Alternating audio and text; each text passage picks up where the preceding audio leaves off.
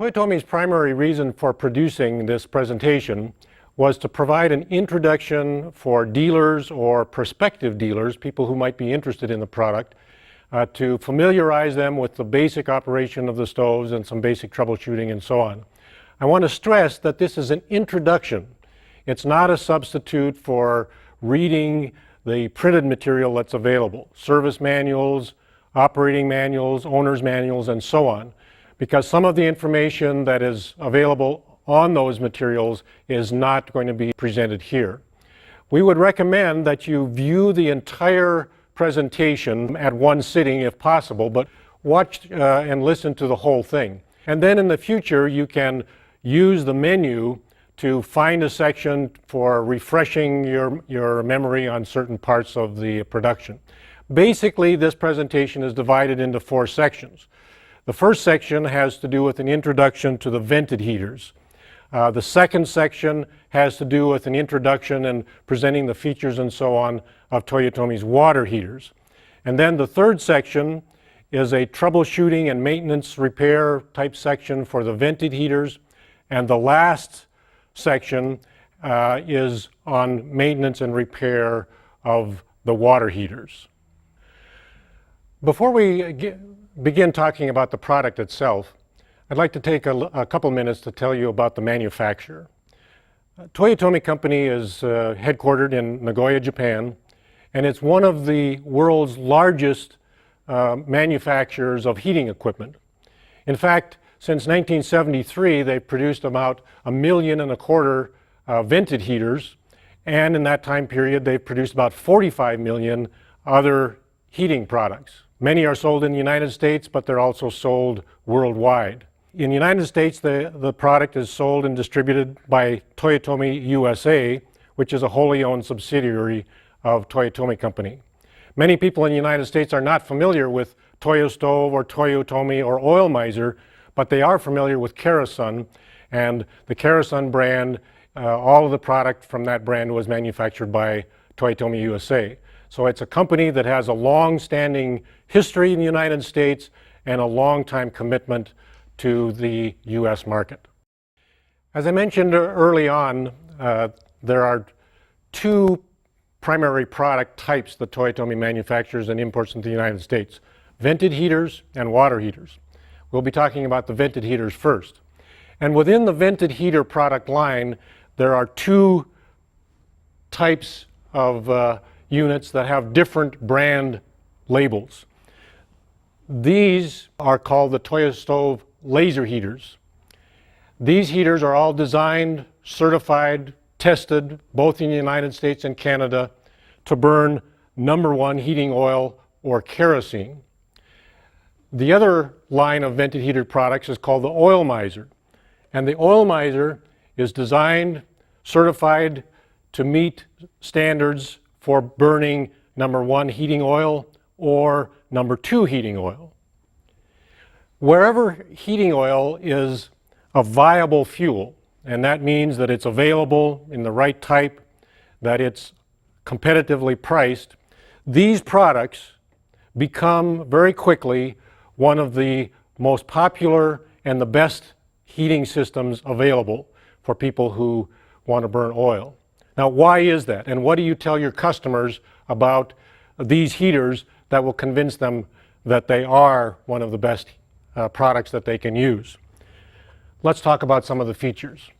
One of the most important features of all of these products is that they are direct vent, sealed combustion products. And what that means is that the flue pipe goes out behind the heater and is vented directly out. There's no chimney. You can get extension kits, but there is no chimney that produces draft. There are forced draft direct vent. Now, the sealed combustion part means that the combustion air, all the air that is necessary to produce the fire, comes in through this outer part of the flue pipe, and then the exhaust goes out here. Now, that's an important feature for a couple of reasons. First reason is that the heater is not using any heated air from inside the house. So the fuel that was required to make that air hot is not consumed. All the air for combustion comes from outside. The second thing is that this system leaves the house at what is called neutral pressure. It's not sucking any air out of the house, and consequently it's not causing any drafts of cold air coming in.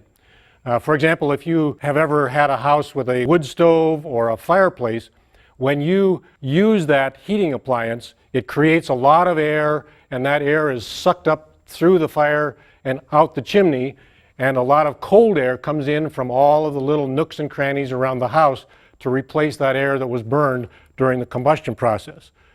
And that can be a very wasteful process, and it also can make parts of the house cold because cold air is coming in. These systems, sealed combustion, direct vent, do not create any of that kind of condition. Consequently, the only thing they do is produce heat for the house and circulate that heat around in the house. One of the other features that's a very important feature is that these units are all modulating. Now what that means is that they change the amount of heat output with the load. And by load I mean the amount of heat required to keep the house at a certain temperature. So when there's a high load, the heater comes on and it operates at a high mode. And as the load, the amount of heat that's necessary to maintain a certain temperature, as that diminishes, then the heater steps down to a different position. So this heater, these systems will go from low, medium, high, high, medium, low, and continuously burn while there is a need for heat. In contrast, for example, a forced air furnace generally is designed to come on, blast a lot of heat throughout the house for 4 or 5 minutes, and then stop. And the heater goes completely off. In the meantime, the house starts to get cold, air comes in, and so on.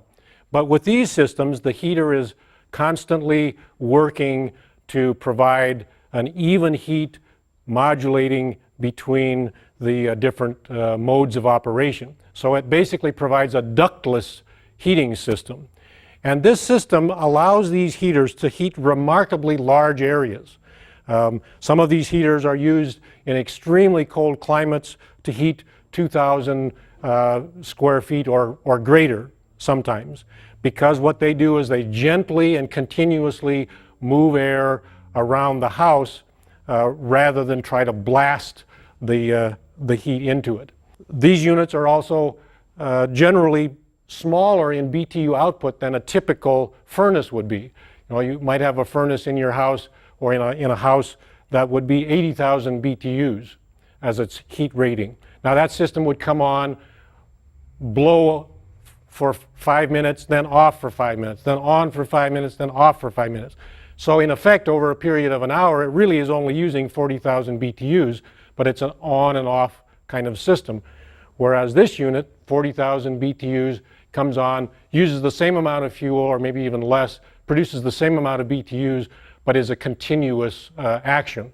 And that continuous action allows the fan to gently and continuously move air.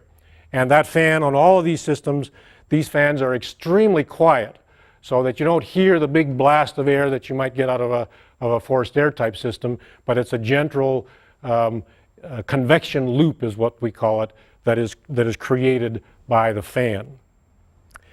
The third feature that's very important is that these units, in contrast to some types of oil burning systems, is the thermostat. Each of the systems has a fairly accurate thermostat that can be set to a very specific temperature, and the unit will basically operate within 3 or 4 degrees of that system. And of course, when it gets to a certain point, it will shut itself completely off, so that it's never using fuel unnecessarily, and it's always trying to match its fuel consumption and its heat output with the demand for heat in the building. The other thing that all of these units have is some type of setback. Now there's some of the heaters have the ability to have what we call a weekly timer, and this device can be used to program every day differently. It can have actually 28 different on and off cycles, and this device is available for the Laser 56, the Laser 73, and the Laser 60 AT. All of the units have the ability to set back once a day. And later on in the presentation, we'll be talking about a little bit of the differences between some of the models. But as a selling feature, be aware that all of the units have some ability to have an alternate temperature setting at least once a day, and in some cases twice a day, and with the weekly timer several times a day. And that can be another energy saving feature for people who want their houses to use less fuel during the daytime or at night. So those are the main selling features. They're extremely effective heaters, and in fact, if you would ask people who own these heaters why they're using them, they quite often would say because they work. They're extremely effective units. Okay, as I've mentioned, many people who own these heaters will attest to the fact that they're very effective. They work. But as a salesperson in the United States, you'll probably get the question, how efficient are they? Now, efficiency is one of the most complicated and confusing aspects of selling heating equipment in the United States, because there are many, many terms that are used with regard to efficiency. People talk about steady state, they talk about AFUE, they talk about seasonal efficiency. And so there are all these terms that are used in the literature and are terms that describe different aspects of determining just how much heat is actually produced when the fuel is burned. So let's see if we can take away a little bit of the confusion and give you some background as a salesperson with regard to these products and efficiency. There are basically two different types of efficiencies. One is a type of efficiency rating that basically tries to give a number to the amount of heat that is released by the combustion process. And this type of efficiency is sometimes called steady state efficiency or combustion efficiency. And quite often this is a number that is used for the heating product. The second type of efficiency rating is an efficiency rating that tries to determine the amount of heat that is actually delivered to the house over a period of time. So it takes into consideration a bigger variety of the types of heating equipment it is and the features of the equipment. Quite often this is called annual fuel utilization efficiency, or AFUE. Sometimes this is also called seasonal efficiency. Now, in the United States, most companies that want to give an accurate or a very accurate number for their efficiency will use AFUE. But this number is quite often a little bit lower than steady state or combustion efficiency, so sometimes manufacturers will use the higher number and just say efficiency. So you have to be very careful how you're comparing these two efficiency numbers. Toyotomi has both numbers. We have the numbers that indicate the slightly higher efficiencies because we're essentially competing with other products from Japan that do that. So when you see different numbers, be sure that you understand what the basis is for the efficiency number for the manufacturer of the product that you're comparing to. I know it's very complicated, but if you'd like more information, you can talk to Toyotomi or your distributor. So we now know that they're effective, they're very efficient, and the efficiency is kind of a complicated issue, but are they in fact economical? How do they compare with other types of heating equipment that use, for example, propane or electricity for fuel, or natural gas for that matter? Well, in order to understand that, let's again talk about some basics. First of all, let's talk about BTU. BTU is a very common abbreviation that's used all over the place, and many people don't know what it means. But basically, a BTU is a British thermal unit, and it's the amount of heat, about the same amount of heat as would be released if you took one of those wooden matches, lighted and burned it. That's about 1 BTU. So here are some numbers that might be helpful to you to look at to compare these oil burning products with other products that burn other things. Let's say natural gas. Most of the time in the United States, natural gas is a very, very economical fuel, though that's changing. But if you're trying to compare these products that burn heating oil with products that use natural gas, remember the number 1 1/3. 1 1/3 is a number that basically indicates the difference in the heat content between natural gas and fuel oil. Natural gas is sold most typically in 100,000 BTU increments that are called therms. So when you look at your gas bill from your gas company, it will indicate consumption, and that's usually in therms. Then there will be a bunch of little surcharge things on there, and then there will be a total. So if you want to figure out exactly what you're paying for natural gas, take the number of units or therms, divide it by, or divide that into the bill, and then you'll see how much you're actually paying per each unit. Now, fuel oil is sold in gallons, and 1 gallon has the heating capability of about 133 or 134,000 BTUs per gallon. So the number 1 1/3 is useful because it takes 1 1/3 therms to equal 1 gallon of fuel oil.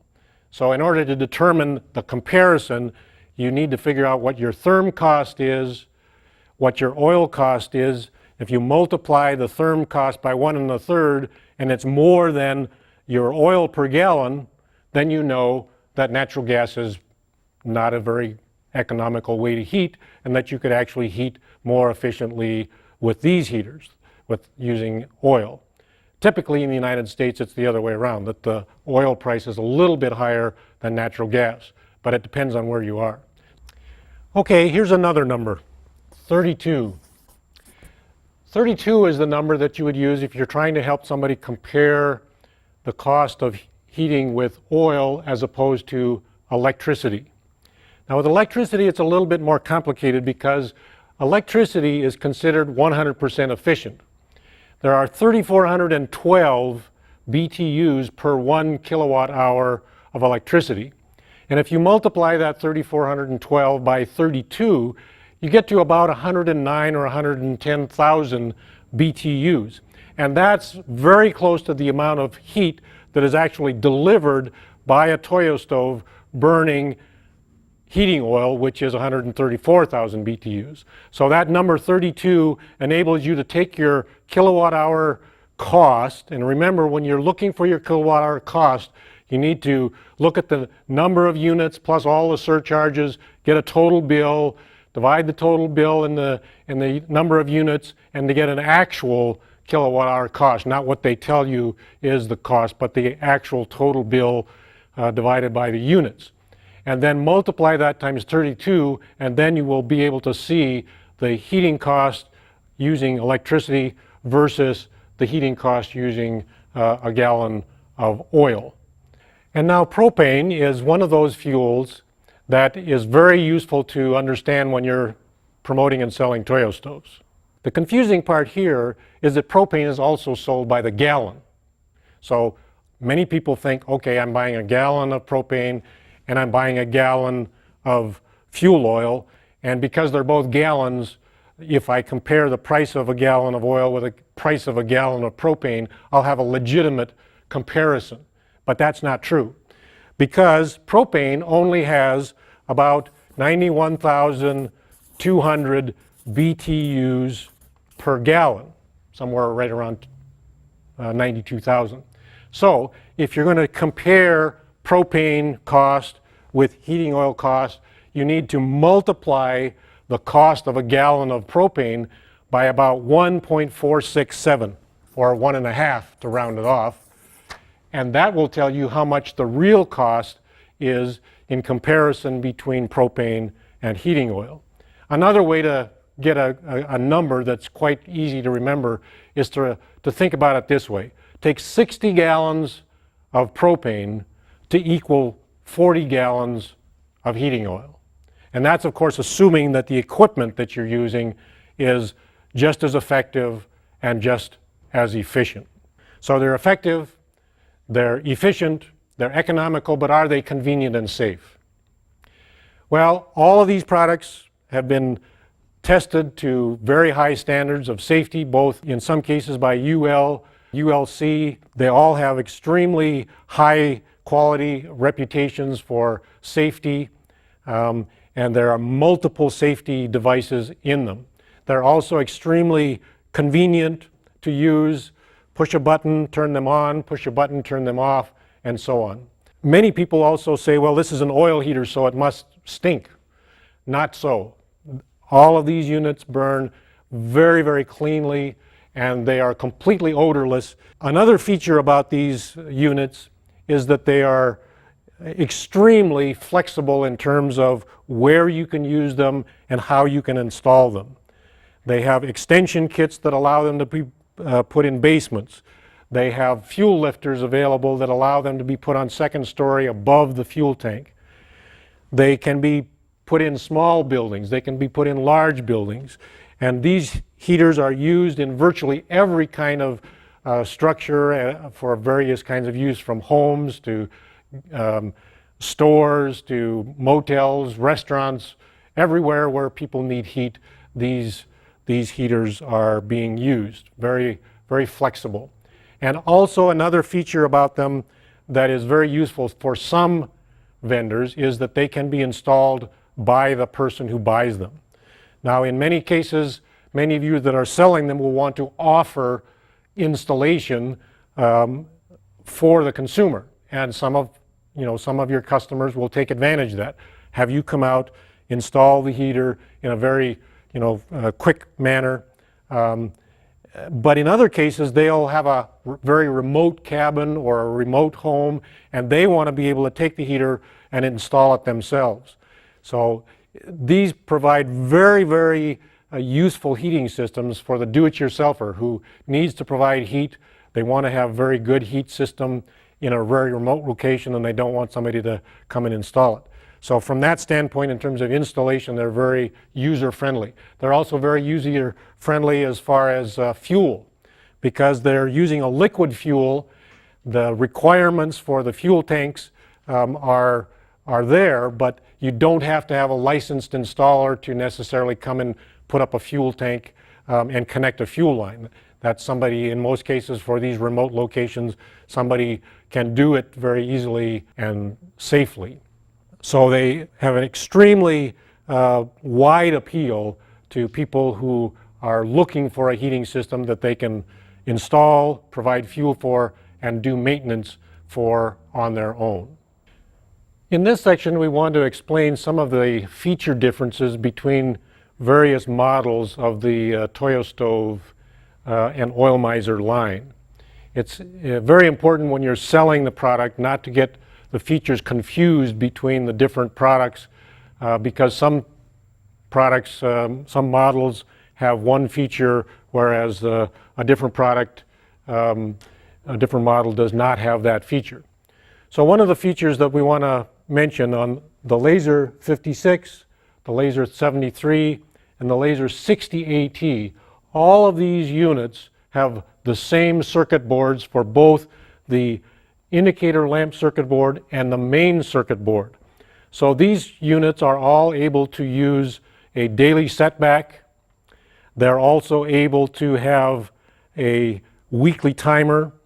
And on these three units, the 56, the 73, and the Oil Miser, or not the Oil Miser, but the 60 AT, all of these have an automatic setback. Once it's programmed in, every day it will automatically change from one temperature setting to another at the prescribed time. Now, the oil miser and the laser 30 are also very similar in technology to each other. They also use identical circuit boards, identical control panels, and they have many of the same features. These units have a setback, but they are not able to use the weekly timer, and the setback on these units is a manual start, automatic off setback. In other words, when you want the unit to use a different temperature, you push the timer button that will cause the unit to go into a different setting. Now, these units are both able to do this twice a day. There are 2 timer buttons, so if you want a different temperature at night and a different temperature in the daytime, you can switch back and forth in 2 setback modes. But the thing to remember is that on these 2 products, the setback has to be manually initiated, and then you program in a time when it will come off the setback mode and go to the normal setting. So basically you have a normal temperature that you set, then you can have a setting for timer 1, which is a temperature and a time to go off the setback, and you can have a timer 2, which can be a different temperature and also a different time to go off the setting. So in a typical scenario with these units, you can program a time and a temperature. Let's say you want the temperature in your house to be a few degrees lower during the daytime. So you would program in a time, say 4:30 p.m., and that's the time that it will go off the setback. When you go to work, you push the timer 1 button. During the daytime, it goes to a lower temperature. At 4:30 in the afternoon, it will come back to normal. Then you can program in another time for nighttime and a time when you want it to stop using that setback. So when you get ready to go to bed, you push the timer 2 button. It will go to that nighttime temperature setting, and then at the hour that you set, say 5:30 or 6 in the morning, it will again go back up to normal. So remember, the 56, the 73, and the 60 AT, automatic setback, but only 1 setback temperature and time per day. The oil miser 22 and the laser 30, 2 setbacks, but manual start and automatic off. So that's the difference. Now, another very important feature difference between these 2 product categories is that the 56, the 73, and the 60 AT have a combustion blower motor assembly that moves the combustion air in and through the heater in what we call a negative, positive, negative, positive mode. So basically what's happening is this. The blower motor assembly draws air in to the heater, and it basically is sucking it in. So we call that negative pressure. And then after the blower motor assembly, it pushes the air into the burner where the fire happens, and so we have positive pressure here. And that positive pressure then continues through the burner or into the burner, but then after the flame, the combustion blower motor again is drawing the exhaust gases up through the heat exchanger and back into the combustion blower, so that's negative pressure again. And then when it enters the blower motor, then it's pushed out, the exhaust gases are pushed out of the heater. So it's positive again. And that's true of all these heaters. Sucking air in, negative pressure. Pushing air to the burner, positive pressure. Sucking the exhaust through the heat exchanger, negative pressure, and then pushing the air out the exhaust, positive pressure. And we usually categorize these as negative pressure systems because the combustion gases, the exhaust gases, are negative, and that's quite often one of the critical differences. Now, in the Laser 30 and the Oil Miser, it's different, because in these units, again, the combustion gases are drawn into the heater, so that's negative. But then after the burning process, the exhaust is pushed through the unit all the way through the burning process, through the heat exchanger, and then back and out through the heater. So these systems are negative, positive, and that's all. So we quite often refer to these as positive pressure systems, because the combustion byproducts, the exhaust, is under positive pressure, and we refer to the Laser 56, the 73, and the AT as negative pressure systems, because the combustion byproducts, exhaust gases, are almost always negative until they actually are pushed out of the heater. So those are the two main differences. Now there's some other little differences between these models. The Laser 30 and the Oil Miser have a burner thermistor, and a burner thermistor is a new bit of technology that's very useful. It measures the temperature of the actual burner in the heater. So if anything happens in the unit that causes an excess amount of fuel and the temperature of the burner to drop, it will shut the unit off and give a specific error code. It's a new feature on the Toyotomi products, and it's an additional safety feature. Another feature that's available on these two models and also on the Laser 60 AT is a screen that can be removed and cleaned. These are primarily dust screens, animal hair screens. Because they continually circulate air, quite often if there's a lot of dust in the home or animal hairs, these screens will get plugged or partially plugged with that debris. So you can pull them out, rinse them off, clean them off, and then put them back in the unit. The 56 and 73 have a screen on the back, but it's not removable. It just has to be cleaned from behind the heater, or it can be taken off with screws, but normally it's just vacuumed and cleaned that way. So those are some of the important differences between the models, and important things to remember as you are presenting these heaters to future customers. As we mentioned earlier in the presentation, the Toyostove vented heater line and the Oil Misers are very easy heaters to install.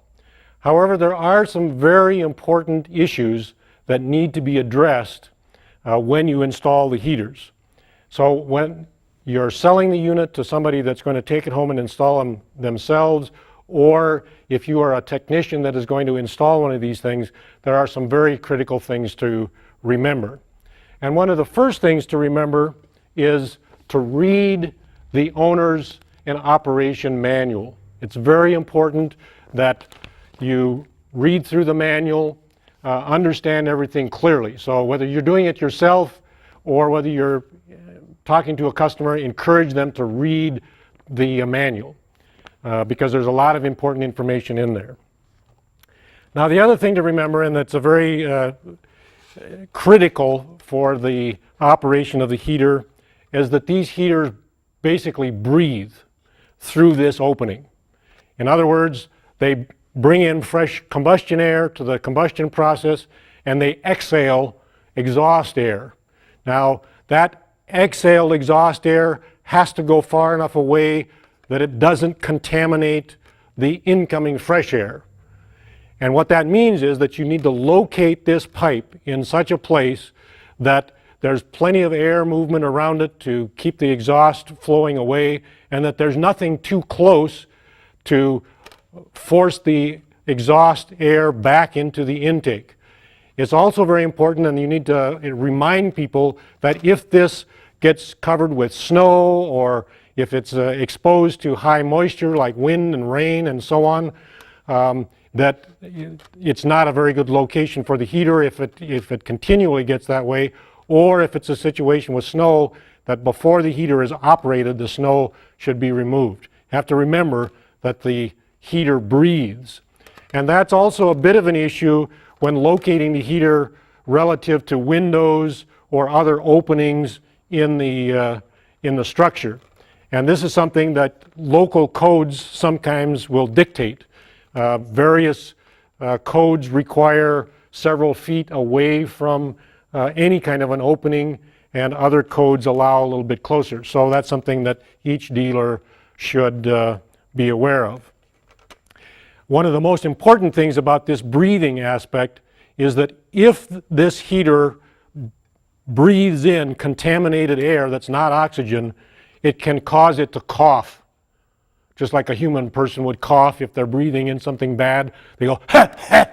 Well, when the heater does that, we call it a backfire, and it does significant damage to the heater. So it's very, very important that the termination be in a place that it's open, doesn't get covered up with snow, or remains free so that it can properly breathe.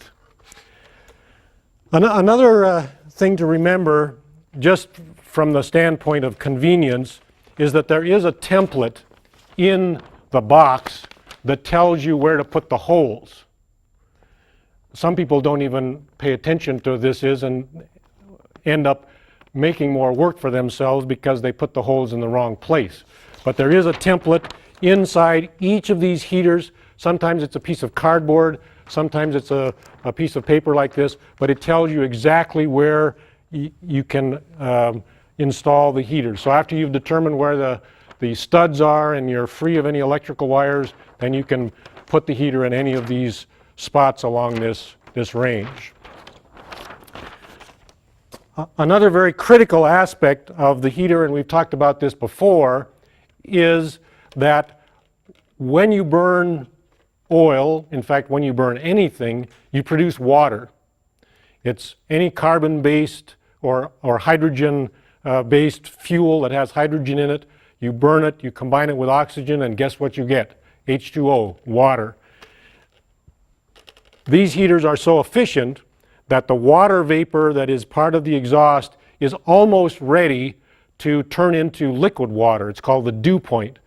So anytime you install the heater, you need to be sure that the angle of the flue pipe is such that any moisture that builds up in the exhaust pipe can actually drip out here. And another thing to remember in very cold climates, where it gets really extremely cold, is that that water vapor will look for a place that it can condense and turn to frost. So anything that is fairly close, either here or on top, will begin to accumulate a fair amount of frost. And that's another issue to be aware of when you're choosing a location, and also to alert the homeowner that when it gets extremely cold, that they are going to have some frost issues either around in front of the flue or possibly even on the flue, and it's something that they should inspect occasionally to be sure it's not causing a problem. Now there are a couple of ways that the installation can be adapted to certain conditions. Most of the time the flue pipe goes directly out behind the heater, and most of the time the standard length of the flue pipe will work in most walls. However, there are situations where the wall thickness is larger than the length of the flue pipe, and customers need to be aware that these things have to actually screw together in order to work properly. Now what do you do if you have a big thick wall? Well, you separate these pieces. You get a little extension kit that allows you to add on a piece to this flue and extend it out. In fact, you can get short ones, you can get longer ones, and you can actually put these together until you have a fairly long flue pipe for a very, very thick wall. Now it's very important that these pieces be installed correctly, because if you don't install them correctly, it's possible that the pipes will slide into each other and actually not be joined together. So it's very important that you connect these in the right way so that when the unit is screwed back together again, there's a continuous path for the exhaust to follow all the way out. So read the instructions carefully, pay close attention to how you install these flue pipe extensions. And those pieces are called flue pipe extensions. Now there's another situation in which you also need to buy an extension. Now these are called extension pipes. They come short, medium, and long, and the purpose of this set of pipes is to allow you to change the position of the flue pipe. Sometimes you might want it up higher, sometimes you might want it off to the side, and so on. So you can get pipes like this that allow you to extend the location of where the flue pipe is. And when you're ordering these things from your distributor, be sure to look up the proper part number, or to stress to them you need an extension pipe set to locate the flue in a different place, or you need a flue termination extension piece. Two different things. So be sure that you are clear what it is you want to do. Make the flue pipe longer or move the flue pipe to a different location. Another circumstance that sometimes happens is that occasionally the heater has to be a long distance from where the fuel tank is located. Now the heater itself is designed so that the top of the fuel tank can be 8.5 feet above the bottom of the heater. If you have a situation where the tank is higher than that, perhaps it's up on a hill, the house sits down lower or whatever, then you need to buy an accessory that's called a pressure reducing valve, a fuel pressure reducing valve. That mounts behind the heater, close to the heater, so that the pressure from the fuel coming into the heater is not too big or too great for the heater to maintain the proper fuel level. Another little critical thing about these heaters that is very, very important is that even though the heater itself has a little screen inside of it, it's not a filter. And no matter where you are, you need to be sure that the system has a good, clean, or a good fuel filter to ensure that you get clean fuel into the heater. Now in some places, especially very, very cold climates, it's also a good idea to install a filter such as this one that allows the water that is quite likely in your tank to drain to the bottom of the filter, and then the homeowner can drain it out. In some warmer climates it's perhaps not necessary, but in very cold climates where there's a lot of potential for frost building up inside the tank, having a water block filter, even an expensive one, will save a lot of maintenance costs on the heater. If you get water into the heater, you can damage the igniter and you can damage the fuel pump, and that can be very expensive. So those are some of the main critical things. Once again, read the instruction manual before starting the process. Now we also want to talk a little bit about just some tips that we've learned from some of our people in the field that have actually done a lot of installations. And before we get into that, what we want to do is show you very quickly how easy it is to install one of these heaters. So in the next couple of minutes you'll see how this works. First you need to find your studs, put up your template, drill your pilot hole,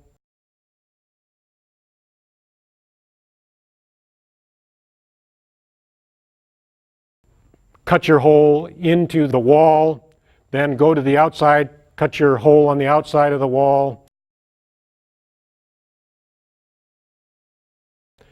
get everything set up.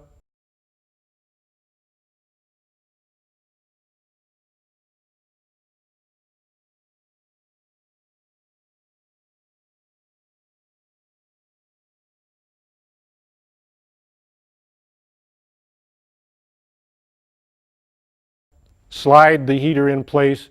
Be sure when you're connecting the fuel line to the heater that you use a double wrench to make sure that the fusible link valve, or the piece that sticks out the back of the heater, does not turn when you're tightening the fuel line. And as you can see from the installation that we've just done, we've mounted a valve right close to the heater outside, so that if you need to service the heater and move it, you can shut the fuel off right there at the end of the fuel line, and you don't have to drain very much fuel out of the system in order to move the heater.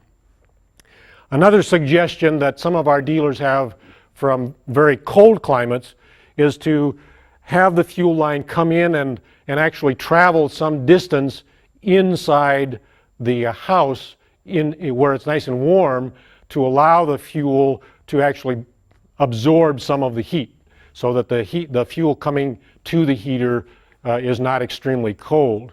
And there are a couple of ways to do that. You can just have a length of straight fuel line that comes across from one side across the baseboard of the house and then into the heater. Some people like to actually come into the house and make a coil, so that there's a coil. It's not very aesthetic, but it can be a good way of helping to preheat the fuel. So that's one of the suggestions from our dealers. One other little tip that you won't read about in the installation manual, but whenever you're installing these heaters and are putting the steel pipes together, these fittings have O-rings. And those O-rings, once they get hot, will tend to bind onto the inner part. And consequently, if you ever have to move the heater for servicing or whatever, they are very difficult to get apart. If you use some type of high temperature grease, like an automated tune-up grease or an anti-seize, and put that on the fittings before you put them together, not only will they slide together easier, and they have a lock on them so they won't come apart, but then when you want to take them apart, that lubricant on there will allow you to separate those pieces without having to fight them.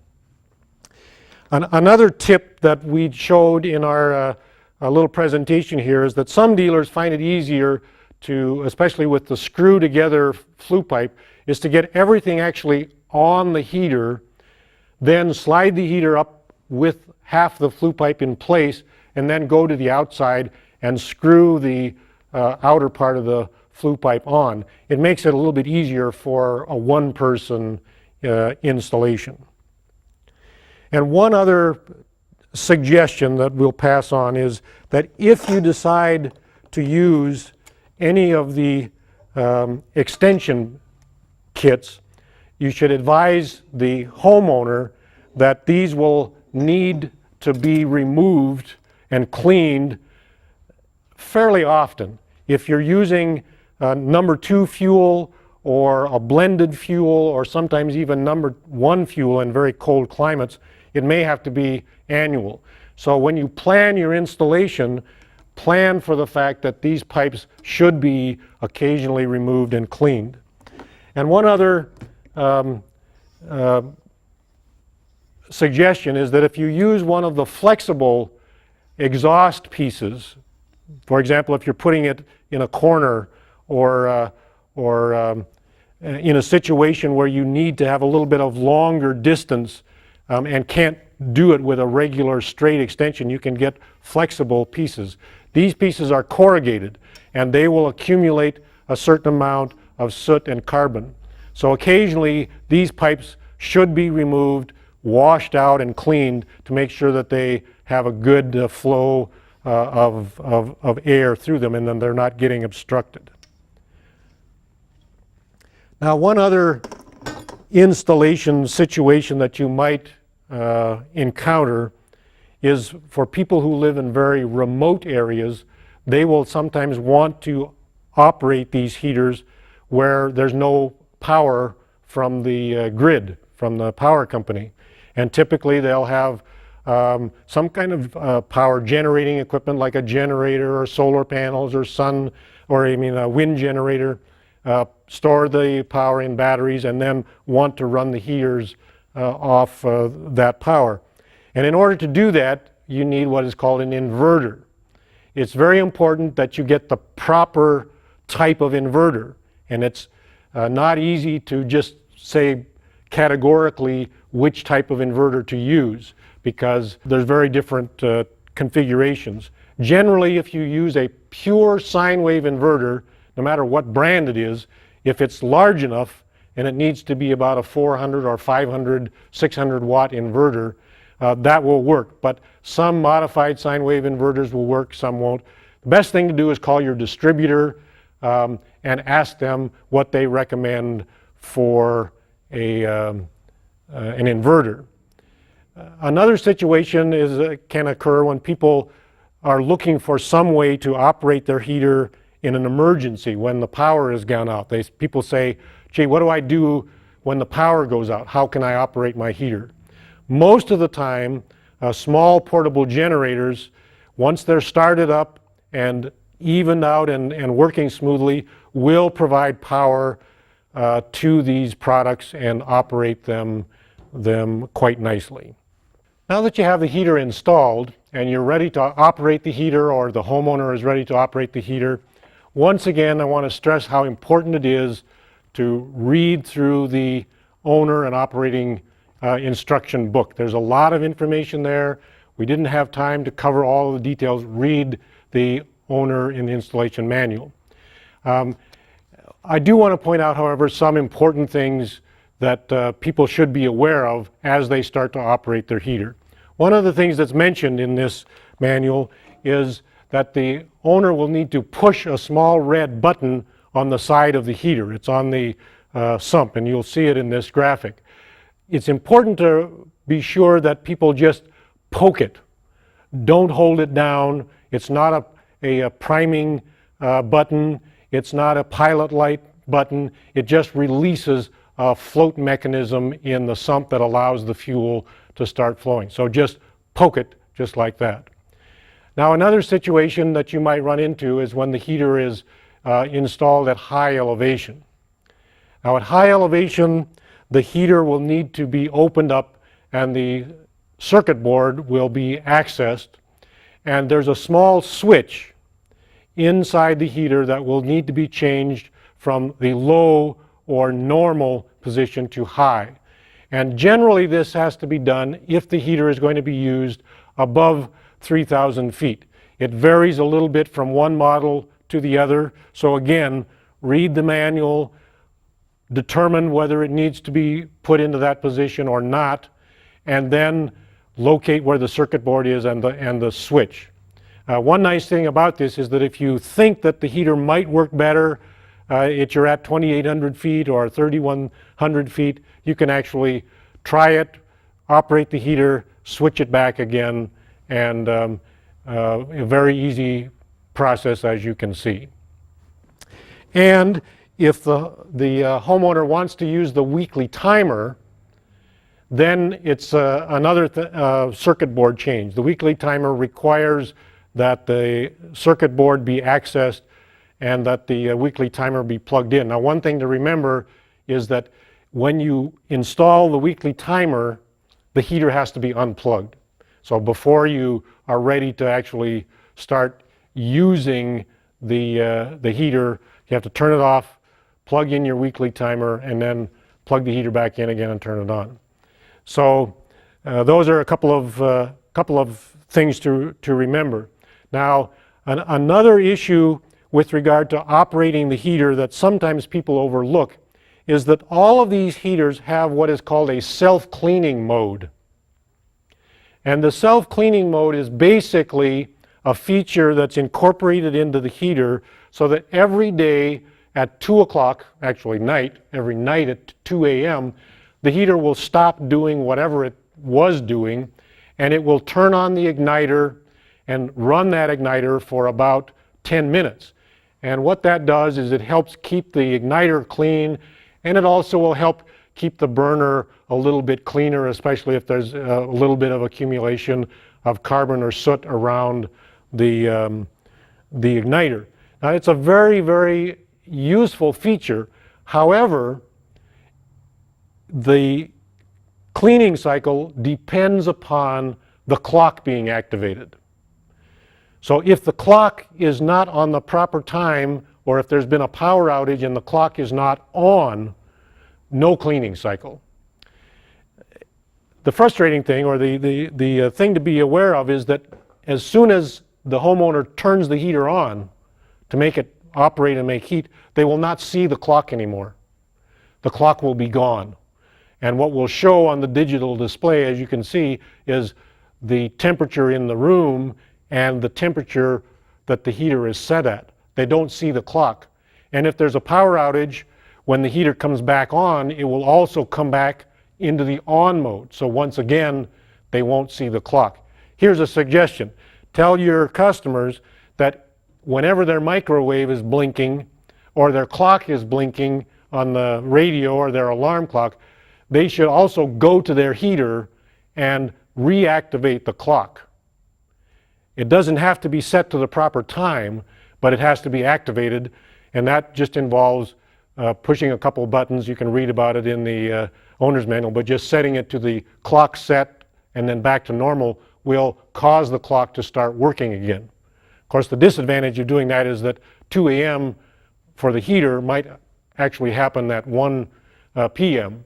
And when the cleaning cycle occurs, the heater will change its display from the temperature setting and the room temperature to a code that says CL10, and then it will count down, CL9, CL8, CL7, CL, until it gets to the end. Then it will go back and go to normal.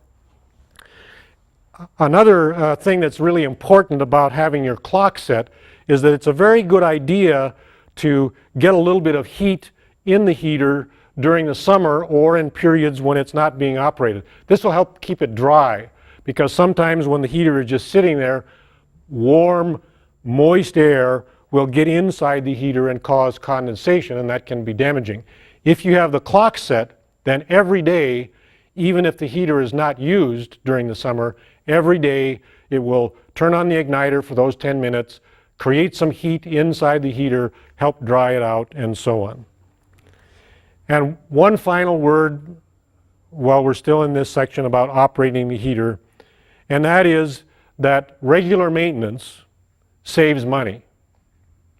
When you talk to your consumers and sell the product to them, of course you want to say that the heater will go without maintenance for a long time, but you don't want to oversell that, because all combustion products, whether they're burning propane or wood or natural gas or oil, eventually need to be cleaned and serviced. And with oil, it sometimes is a little bit more. If you maintain and service the heater regularly, the heater will stay in much better condition. The steel parts will stay in much better shape, because one of the enemies of these steel components is buildup of carbon and soot, because that causes temperature differentials within the system, and that causes warpage. So advise your customers that they get their heaters cleaned, serviced on a regular basis. Maybe that's every 2 years, maybe it's 3 years, maybe it's 4 years, depending on the fuel that they're using. It might be 5 years. But if they maintain their heater on a regular basis and get it cleaned, it will save them lots of money. Toyo vented heaters are extremely well engineered products, and they generally will provide years and years of trouble-free service. However, at some point in time, they need to be maintained, and occasionally something goes wrong and they need to be repaired.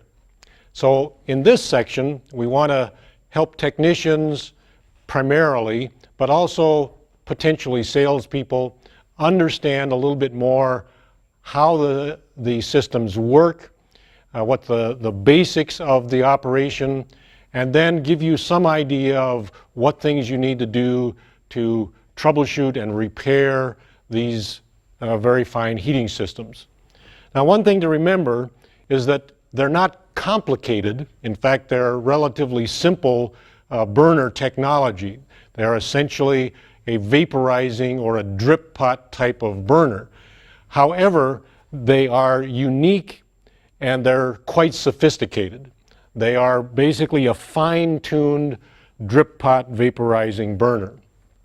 So you have to understand a little bit of the uniqueness in order to properly service them. And many burner technicians, people who are familiar with other kinds of heating systems, will not understand what is going on in these Toyo stove vented heaters. Now there's a number of approaches that we could follow to help you understand these systems. One thing we could do is look at the timing sequence. What happens when? And I would recommend that you read the service manual to understand that timing sequence. Another way that we could approach it, and we'll talk about this a little bit later, is the error codes. Because if something does happen with the system, it will give an error code here on the service manual, or I mean on the panel, the front panel, so that you can read that something is wrong. And we'll explain a little bit more about that later on. But the approach that we want to take first off is to give you a very fundamental understanding of what's going on with this product. And so what we'll do is talk about those systems that provide the elements that are necessary for combustion. And if you remember from your high school physics or chemistry or whatever, in order to have combustion, you have to have fuel, then you have to have air, and with the air comes exhaust. Then you have to have something that causes the flame or ignition. And of course, once you've got all those things, you have fire, but you have to then control it in some way, and it has to be done in a safe and an effective method. So there are safety devices, there are control devices, and then there's also a system where there are elements that take the heat that's produced by that combustion process and move it around. So that's basically the approach that we'll take, and we'll start with fuel, and in order to give you a chance to see better, we'll take the front cover off.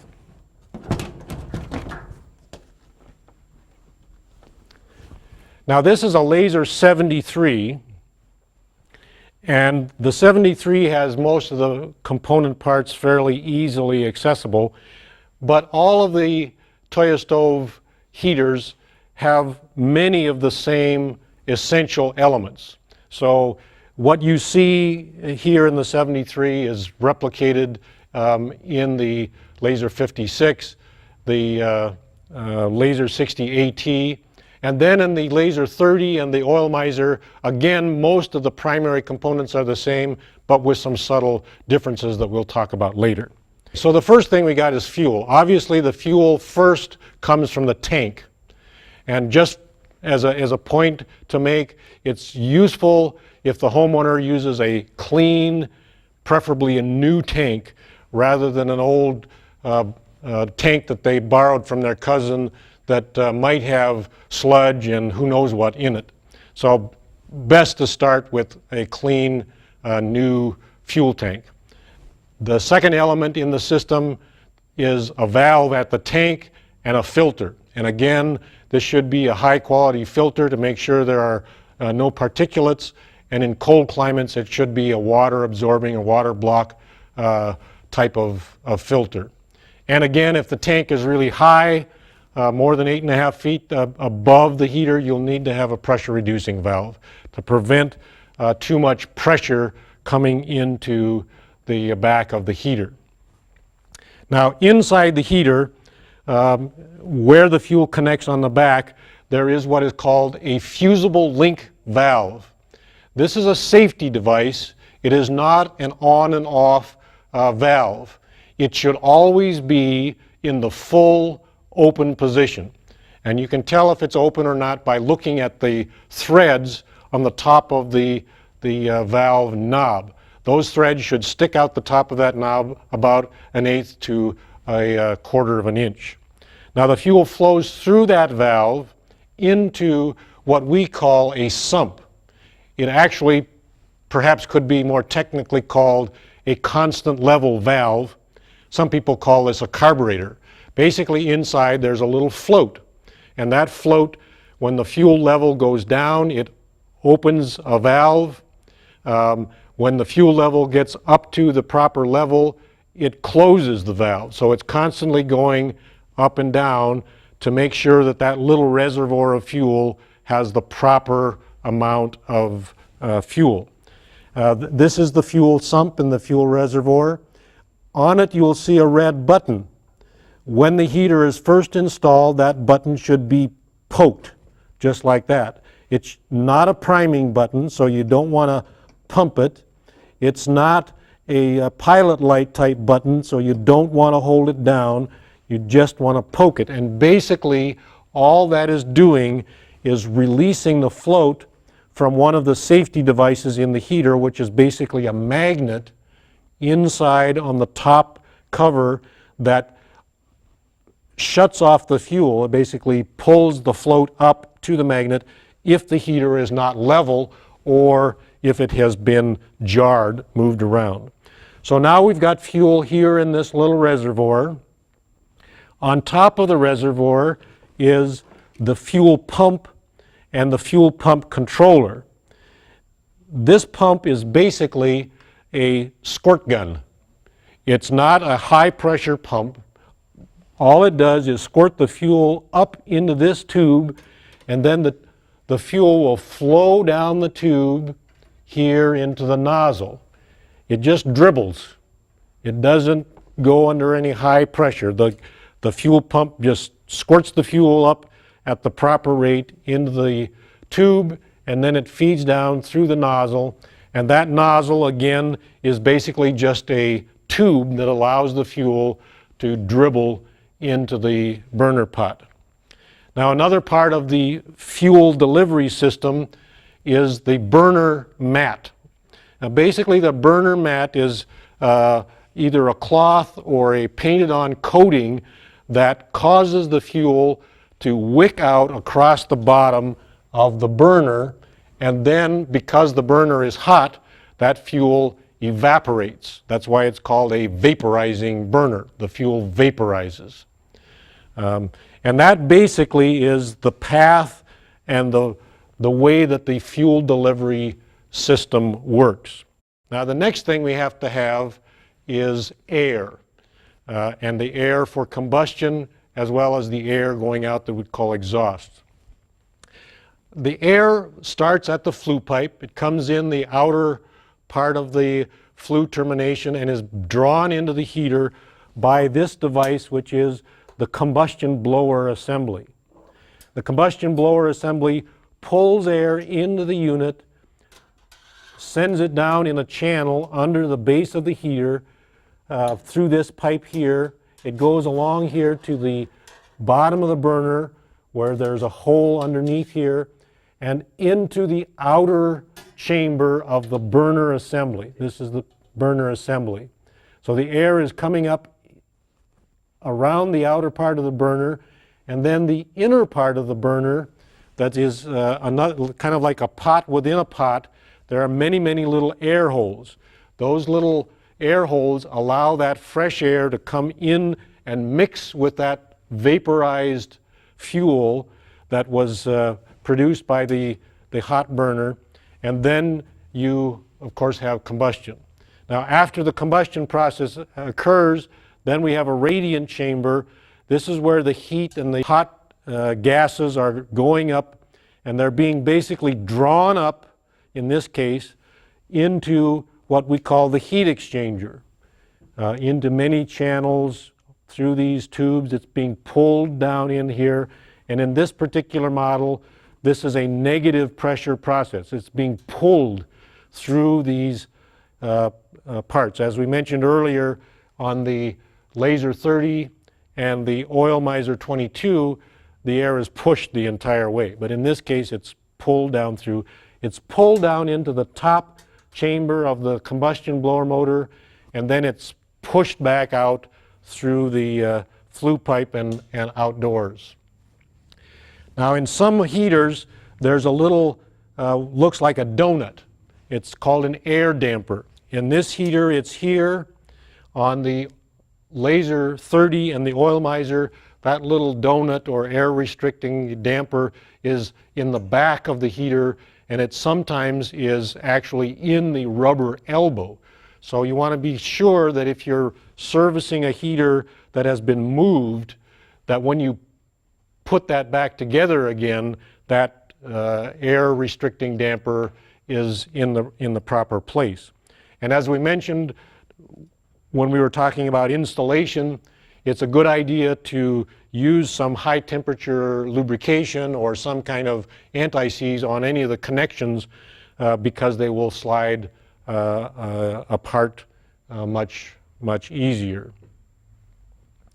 The combustion air fan that's in this assembly sometimes will, on the 56, the 73, and the 68T, will accumulate a little bit of soot.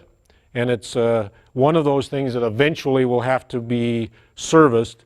It's very important, if you do have to service them, to handle that fan very carefully because it's very easy to bend.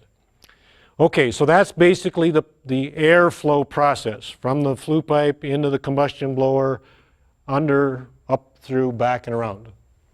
It's very important, again, when you're servicing the heater, I mentioned these tiny little air holes. Whenever you're cleaning this burner assembly, and we'll show you this a little bit later, all those air holes have to be opened and cleaned to allow the air to flow through there very easily. The next thing that you have to have, of course, now that we've got fuel in there and we've got air in there, is we have to have something that gets the fire started. And in this case, it's this device that we call an igniter. Now, properly, this technically should be called a burner preheating device, because that's essentially what it does. It does not cause a spark in the heater. It doesn't heat the fuel directly. What it does is that it heats up the bottom of the burner to a temperature hot enough so that when the fuel dribbles onto that burner, when it's hot, it will combust and start the fire. And this whole process is on a timing sequence depending on when you push the button, and also it depends on how cold the heater is or what the room temperature is. So if the house is very cold, like below 30 degrees, it may take, in fact, 9 minutes of preheating before the heater will actually start to put fuel in there. And then as the room temperature increases up to, if it's above 60 degrees, that process only lasts 3 minutes. So that's one thing to be aware of. When you turn the heater on, don't expect it to ignite instantly. It takes a minute or two for it to start up. Now, after the ignition process has happened, this burner or this igniter will turn itself off. It's only active for those preheat minutes. And then the device that continues to keep the combustion process happening is what we call a burner ring. Some people might call it a catalyst. That burner ring gets very hot, and as the fuel vapors are rising up, mixing with the air, coming in contact with that hot catalyst, that sustains the ignition process so it keeps on burning even though the igniter has gone out. You got fuel in there, you've got air, you've got ignition. Now, how do you do this in a safe way? And of course, one of the things that we mentioned is the fusible link. I've talked about that already and stressed that it's not a valve. What that device is for is to shut off the fuel to the heater basically in the event of a fire. If for some reason there was a fire in the house, when that valve gets hot enough, the valve knob will actually separate because of high temperature and allow the valve to spring shut and close to make sure that no more fuel gets into the house through the fuel line of the heater. I also mentioned the magnet in the sump. If there's an earthquake or if somebody bangs into this heater and jars it, the magnet in here will pull the float up, cause the valve to shut up, again, so no more heat will, or fuel rather, will come into the heater. So those are a couple of safety devices. Now, one of the things that's critical for the control of all of this stuff is the circuit board. And in this heater, the circuit board is located right in behind here, the main circuit board. This is the brains of the whole thing. This is where the CPU chip organizes all of this activity in a very fine-tuned, sophisticated way. Another device that has to do with controlling the operation is what we call a thermistor. The thermistor is basically a resistor on the end of the wire. This is what reads the temperature in the house and tells the heater that the temperature is below where the setting is, and that will cause the unit to activate and start its ignition cycle and its burning cycle. One of the primary and most unique devices in this heating system is this little metal rod that comes up here, and it goes into the burner, and then it's bent down and it goes down inside the burner here. This is what we call a flame sensor, and what it accomplishes is what technically is known as flame rectification. Basically, the way it works is that as soon as you plug this heater into the wall, there will be a very small current going through this wire, through the little rod, looking for a ground. It's trying to ground at a certain resistance. And it grounds with that proper resistance when the current passes through the flame. So when there is flame right here at this rod, the heater senses that there is a flame, and that allows the operation to continue. If there's no flame there and the circuit board thinks there should be, then it will stop the operation. Or if there's flame here and the heater circuit board thinks there shouldn't be, then it will also stop the process. Now, this unit also has a safety device that's mounted right up here that's called the high limit switch. This is another safety device that is designed to shut the unit off if the heat chamber, or the chamber where the heater is producing heat, if this gets too hot in here, it will shut off. And the reason that that might happen is that somebody throws a coat or something over the heater and it's not able to get air circulation, or if for some reason the air circulation fan is stopped and the heat builds up here, it will turn it off. Now, this model does not have one additional device that other models do. The Laser 30 and the Oil Miser 22 have a device that's called a burner thermistor. The burner thermistor is a little device that we'll show you here that actually attaches to the burner, and the way that that works is that it measures the temperature of the bottom of the burner, and if it gets too hot or too cold, usually too cool, it will determine that that's a situation where the fuel is not burning fast enough, and then it will shut it off. Another safety device that's hard to see, but it's indicated by these red, white, and blue wires, is the combustion blower motor sensor. This is a little device that senses the activity and the speed of this very important combustion blower motor, and it tells the circuit board that that motor is spinning at the proper speed. If for some reason the motor doesn't spin at the proper speed or is not spinning at all, it will tell the circuit board there's something wrong, and again give an error code and shut the whole system down. So that's basically the control systems and the safety systems. The other thing to be aware of is basically the way that the heater circulates heat away, and that is primarily through the big fan that you can see in through here. This is called the air circulation fan. And again, as we mentioned earlier, the purpose of this fan is not to blow heat to every corner of the house, but to create a convection loop, or a circulation of air in the house through the heater.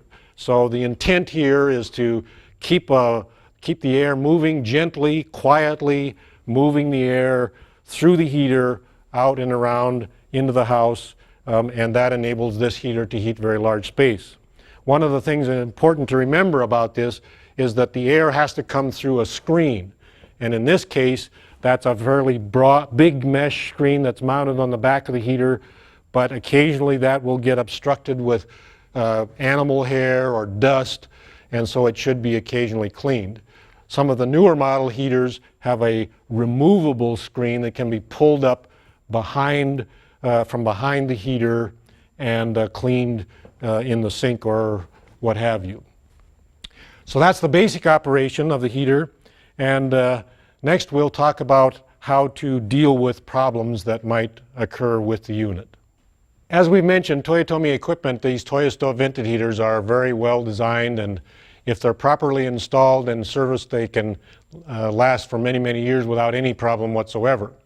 However, there are situations when either because of the improper fuel or improper installation or just years of use without service, some things can go wrong. So in this section, we want to give you, the technician, an idea of what the most common situations are that you might encounter, and to give you an idea of how to address and solve some of these problems. I want to stress again that this is not a substitute for reading the service manual and becoming aware of the full range of information that's available there, and also service bulletins from Toyotomi USA. And in some situations, you may run into a problem that you don't find in any of those materials, and then you'll have to call and get some advice. But during this section of the presentation, we'll give you some of the basics on how to respond. Now, generally, there are a couple of categories of problems. One set of problems can be understood and addressed by error codes that will appear on the heater itself. And we'll talk about those in just a minute. But first, let's talk about some other issues that happen. And one of those is that somebody looks inside their heater, and they're normally, when they look in this little window or see this, they see a blue flame, but now they look in there and it's yellow, or it's a big high flame, or the flame is jumping around. This is not correct, and it's an indication that there's something wrong. And quite often what that means is that either the unit is burning the incorrect fuel. For example, somebody delivered a blended fuel to the unit, somebody brought in number 2 fuel, and the unit was actually, the model was supposed to be using number 1 fuel, various things like that. The other thing that can cause that kind of high yellow flame is a problem with the burner mat. The burner mat that is normally glued to the bottom of the burner has developed a bump, and consequently you're getting an accumulation of fuel in the bottom of the burner, and that will cause some unstable high yellow flames. And another thing that can cause that is just the fact that the heater needs to be cleaned. The burner over a period of time has developed too much carbon and soot in it, and it's not getting the proper mix of air with fuel. As those little holes inside that burner get plugged, not enough air gets in. The fuel is the same, but the air is reduced, and consequently you'll get a rich mix of fuel. So quite often that high yellow flame problem is related to fuel, not enough airflow. Maybe there's an obstruction of air coming in from the back. Maybe the kids have stuffed grass or something into the intake of the flue, or just the unit needs to be cleaned. So those 3 things to look for. Another problem that occasionally happens is noise. Now on these units, there's only a couple of things that actually move and can make noise, one of which is the combustion blower motor. Normally, that's a fairly quiet motor. People can hear it, but it's not a noisy device. If it does make noise, it usually means that something is loose, something is dirty, or something is bent. And quite often that involves taking the unit apart, that we'll show you a little later, getting in and actually servicing that device. If that unit is making a lot of noise, it can cause a problem for the unit to stop, and then it'll give an error code. Another thing that moves and can cause noise is the big circulation fan. Again, that fan is extremely quiet under normal circumstances, but occasionally something will happen to cause it to make noise.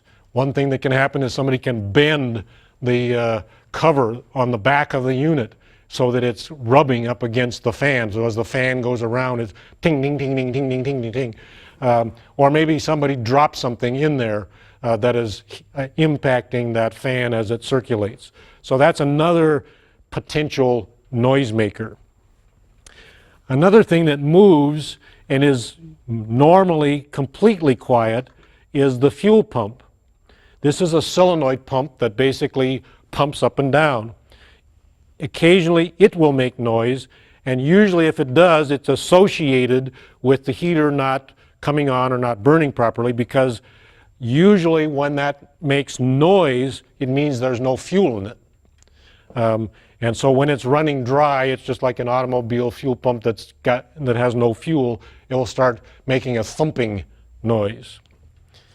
Now, one of the more difficult noisy issues has to do with metal expansion. And as the parts of this heater heat up, there is a normal amount of pinging and tinking that occurs. Some people will react even to that normal amount of noise and say, my heater is making noise.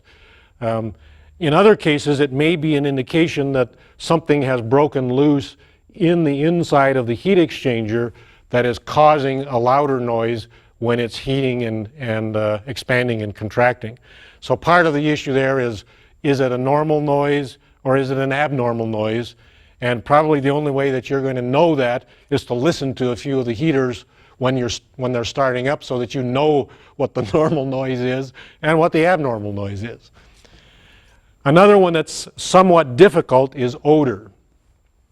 With odor, there's an indication if there's something wrong, because these heaters are very, very odorless in a normal situation. And when it comes to odor, what you want to ask is, when does the odor happen? Is it happening before the flame actually comes on, like just during the ignition process, or is it after the heater is coming on? Or is it an odor when the heater is not even operating? The second thing is, what type of odor is it? Is it an odor that's a raw fuel odor? Is it an exhaust odor? Or is it some other kind of strange smell that is hard to detect? And another issue with regard to odor is, what type of heater is it that is causing the problem or is having this problem? Is it the positive pressure type heater like the Laser 30, the Oil Miser 22, or is it a negative pressure heater such as this one where the exhaust is all there? So those three things, if you know what those are, then you can begin to understand. For example, if the odor happens only during ignition and before the flame, there's a very good chance that it's coming from the gasket around the igniter, because there's a certain strange odor that occurs when the raw fuel is being vaporized but before it burns. If the odor only happens during the operation of the heater, then you will want to look to those places where the combustion gases might be having an opportunity to leak out. And in this type of heater, that's usually on the back of the heater where the exhaust is actually being pushed out through the flue pipe.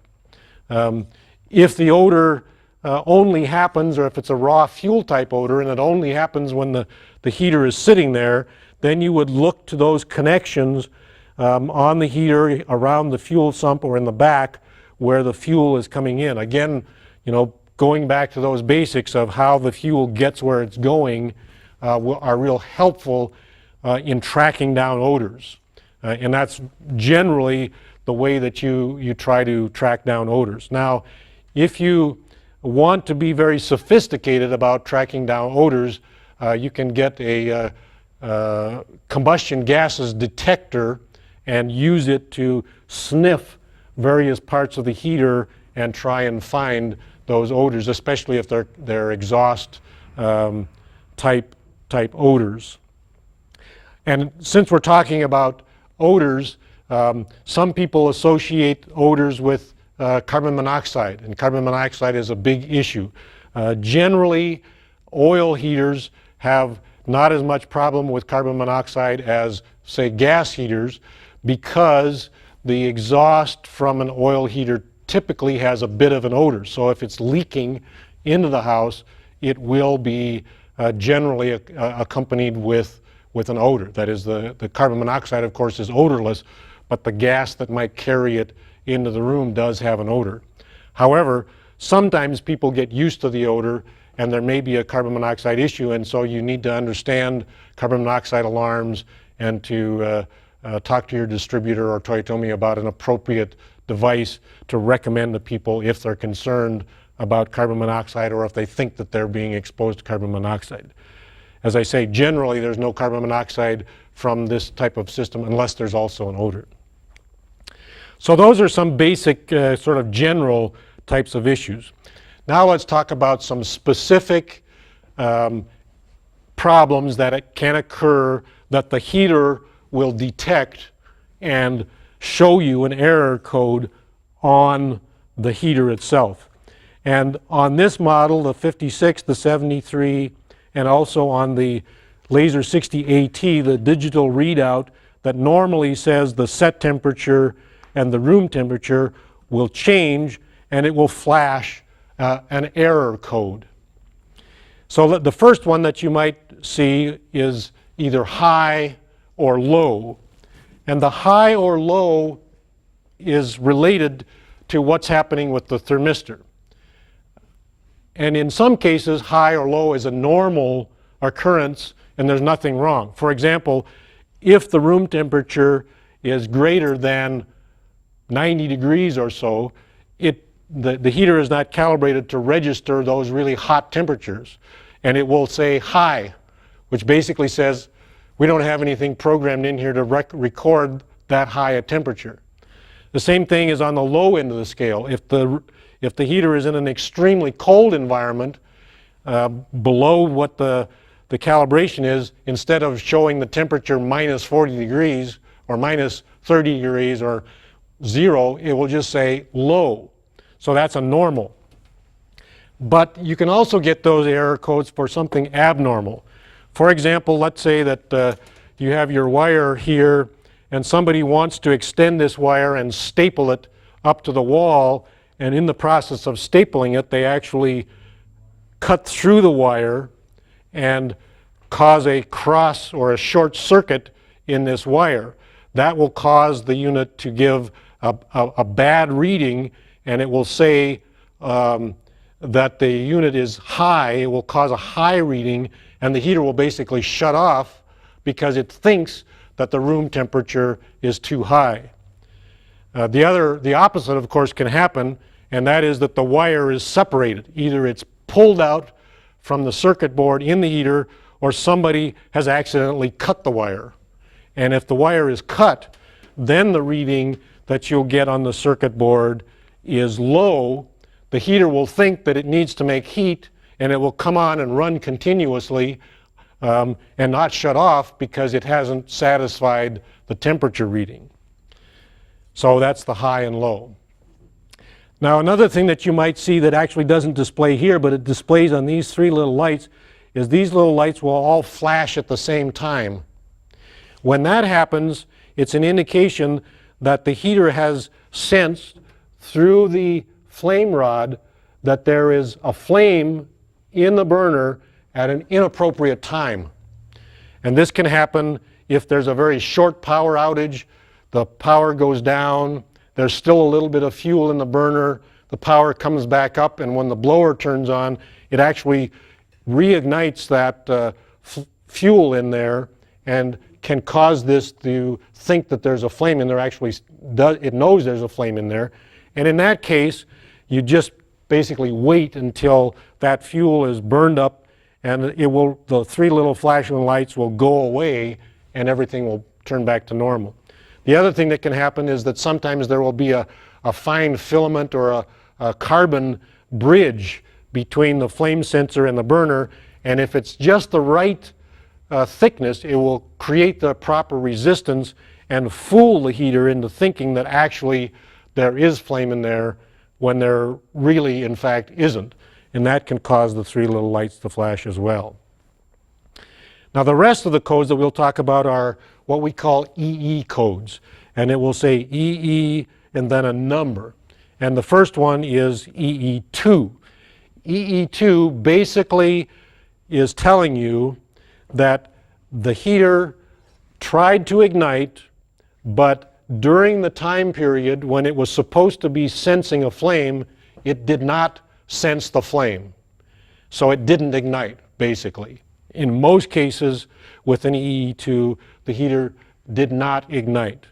And that can be related to a lot of things. You have to check the service manual, but not enough fuel or no fuel, basically.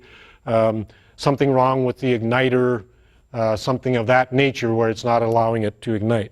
Another thing that can cause EE2, however, is a situation where the heater actually does ignite, but the flame rod doesn't sense it, and that's because perhaps the heater has ignited and there's flame all around, but there's no flame here because a little bit of carbon has built up, a little shelf that is deflecting the flame away from the flame sensor and therefore not allowing it to touch this rod. Remember, the flame actually has to be in physical contact with that rod in order to work properly. The other thing that can happen is that the rod itself will get a coating of soot or carbon, and that will cause too much resistance so that the current that is supposed to be passing through the flame is not at the proper resistance, and again the heater will think that there isn't any flame and cause it to shut off even though there is. So one of the things that you want to check with an EE2 is to start the heater, let it run through the cycle and see if the heater actually did start but the heater didn't know it, or whether in fact it didn't start, and that will give you a clue as to how to proceed from there. Another code that will appear is the EE6 code. The EE6 code generally means that the heater did start, it ignited and burned through the pre-start sequence and actually got up into a normal burning mode and then stopped. And it had to do this generally twice in order to initiate the EE6 code sequence. So basically what happens, the heater starts, burns properly, ignites properly, everything is hunky-dory, it starts burning along normally, and then all of a sudden goes out. And then it does it again, and after it does it the second time, it will stop everything and give you the EE6. Now the EE6 can have a number of causes, some of them electrical and so on, but the most common reasons for an EE6 code is an obstruction in the fuel delivery. In other words, the fuel is able to get into the sump, but not fast enough for the heater to sustain a proper burn. So there's a little bit of the fuel sump is full to start with. It starts pumping fuel, the fuel level drops down, fuel starts coming in, but it doesn't come in fast enough, so when the heater goes up to its high burn mode, it's trying to pump more fuel than it actually has, and so it loses the fuel supply. The flame goes out, the heater will purge itself. Meantime, the fuel level is coming back up to the normal, and it starts that process again, and then the second time it does it will stop. The same thing can also happen if the heater is covered up or there's some air restriction that's not allowing the heat to dissipate. So the heater will start up, it gets too hot, the high limit switch cuts the fuel off, it goes down, cools off, tries it again, starts up, once again heats the high limit switch, again it shuts off fuel, the heater stops, and then you have an EE6 error code. Another code that will show up that's fairly precise in what it means is EE8. That means that the little sensor on the combustion blower motor has detected either the motor stopped or not spinning fast enough, tells the circuit board something's wrong, shuts everything down, EE8. So EE8 means there's something wrong with the blower motor, or the blower motor wires got pulled loose from the circuit board or something like that. All of those error codes, incidentally, are ones that as a technician you can basically start the heater over again and see what happens. You can even suggest that the homeowner do that. For example, if there's an EE2 and the homeowner calls and says, gee, I got an EE2, what should I do about it? You can say, well, check your fuel tank, make sure you got plenty of fuel, try it again, and then call me and tell me what happened. Well, maybe they didn't have enough fuel and they started up. There is one error code, however, that is an indication of something major that's wrong with the heater, and is a situation where the dealer should go to the house, inspect the heater carefully, and find out why this error code happened, and that is EE10. It'll be EE10. EE10 on the 56, the 73, and the Laser 60 AT is an indication that the heater kept burning for approximately 3 minutes after it was supposed to stop burning. So basically what happens in the heater is that it gets up to temperature, the thermostat or the thermistor says, okay, we're shutting down, the fuel pump stops, but for some reason the flame sensor is sensing fuel or sensing a flame. The heater keeps on burning for as long as 3 minutes, and then when it senses that there's something wrong, it will continue to purge the heater, but it will put the EE10 on there so it won't reignite. And that error code is an indication that basically the heater was flooding, that there was too much fuel getting in there, that the air to fuel mix ratio was way out of whack, and something is wrong. And most of the time what's wrong is an obstruction of the air.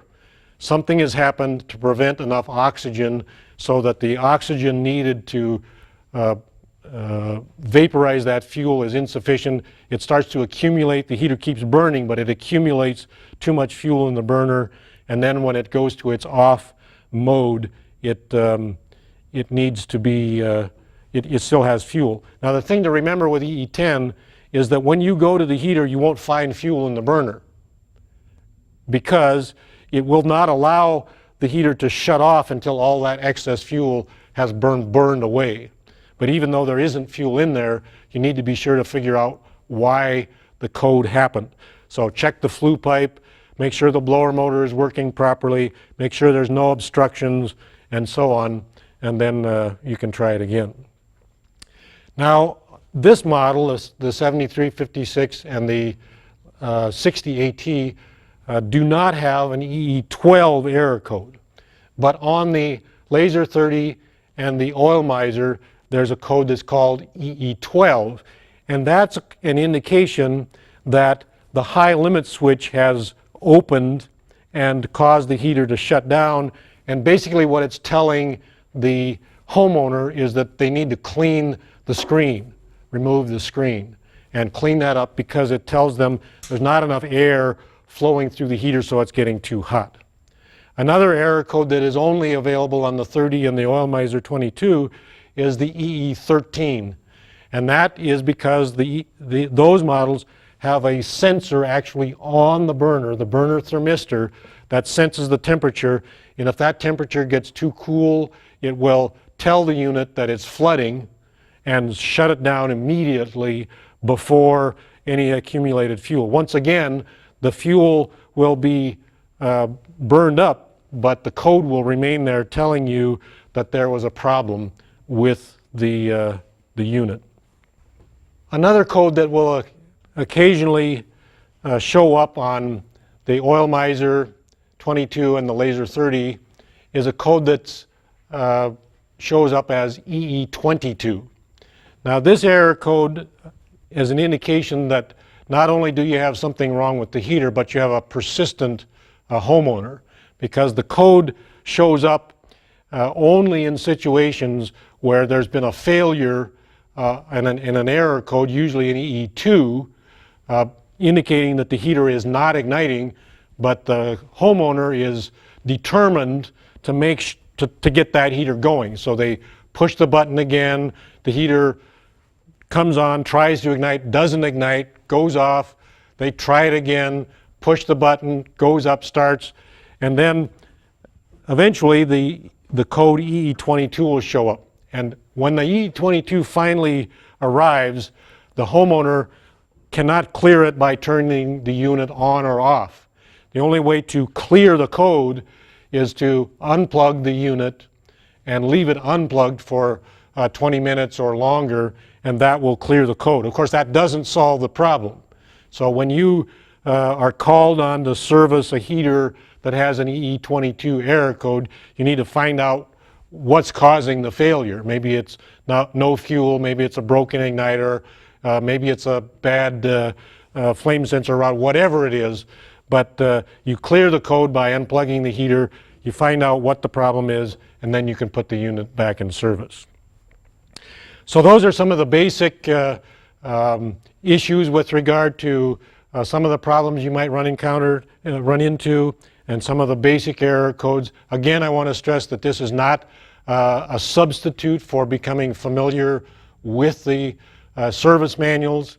And if you are in doubt about any of these codes or how to deal with them, don't hesitate to contact your distributor or Toyotomi USA to find out, because what we've discussed here are sort of the basics in terms of the error codes and the response to them. At some point in time, every authorized Toyo stove technician is going to be called upon to do a complete cleaning and tune-up on a Toyo stove vented heater. So in the next few minutes, we want to show you how the heaters are assembled and what the disassembly process is, so that you have some idea of how to get into the heaters and do the tune-up and the cleaning. Of course, we've removed most of the screws, so we'll point to where the screws are, but most of the time there won't be any screws. These heaters are assembled primarily with sheet metal screws that go through into sheet metal, and they are very easy to remove. But when you're putting the units back together again, we advise you to be very cautious about using power screwdrivers, because it is very easy to strip the metal that the screws penetrate and secure onto. So be careful when you're putting the units back together again. So we'll show you now in rapid succession. First we'll do the Laser 73 and the Laser 56, because they're very similar, and then we'll move on to the other units. Okay, the first thing that comes off is the front panel.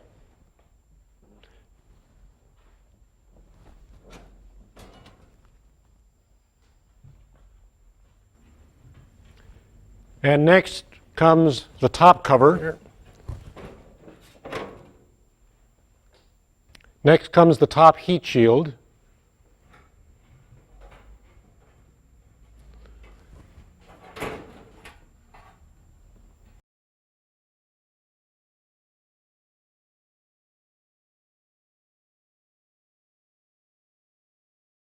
Ready for that.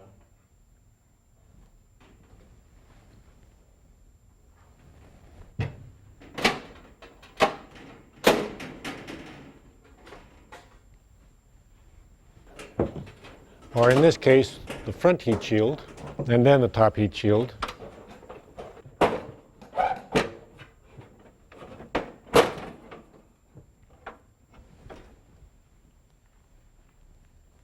From this point on, the units are basically the same, so we'll just use the process on the Laser 73. So the next thing that comes off is the heat exchanger. And on this unit there are screws here and here.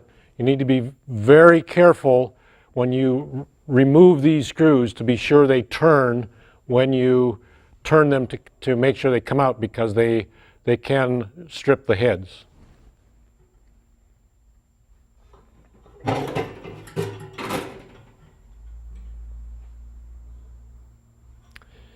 Once you have the heat exchanger off, then comes the radiant chamber, and screws here, here, and in back. Be very careful with the gasket. It can be reused if you're very careful with it. And this gasket can also be reused if you don't bend it. Just slide it off onto something flat.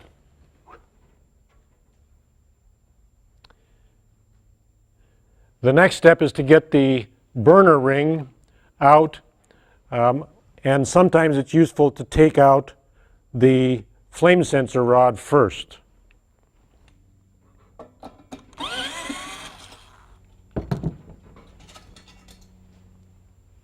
And now comes the burner ring. Occasionally the burner ring is tight and it needs to be pried slightly around the edge. And on the top of the burner ring there is an arrow that indicates the direction for removing the burner ring. And that's the essential disassembly of the Laser 73 and the Laser 56.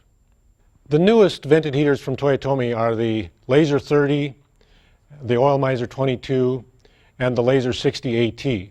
Now we'll show you the Laser 30 and the Oil Miser 22 because they're very similar in the way that the cabinetry is put together and the way that the unit is disassembled in order to do a servicing.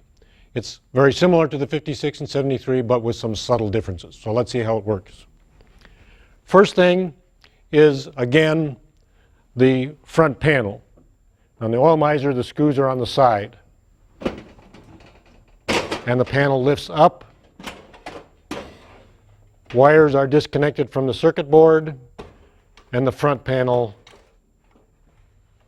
is clear. On the Laser 30, the front panel screws are hidden under the corners of the panel. So they will have to be removed from here, and then the front panel pulls down, out, and away from the heater. The next is the top. Screws on each corner. You don't need to take these out, but these corner screws across the back, and then the top panel comes off. And on the Laser 30, the screws are in the back, and the front panel pulls forward, up, disconnect the wires, and it's clear. On the Oil Miser,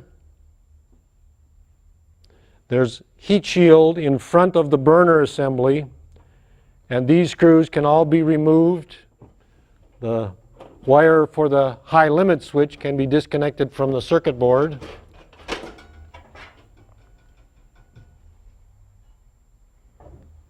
After these screws are out,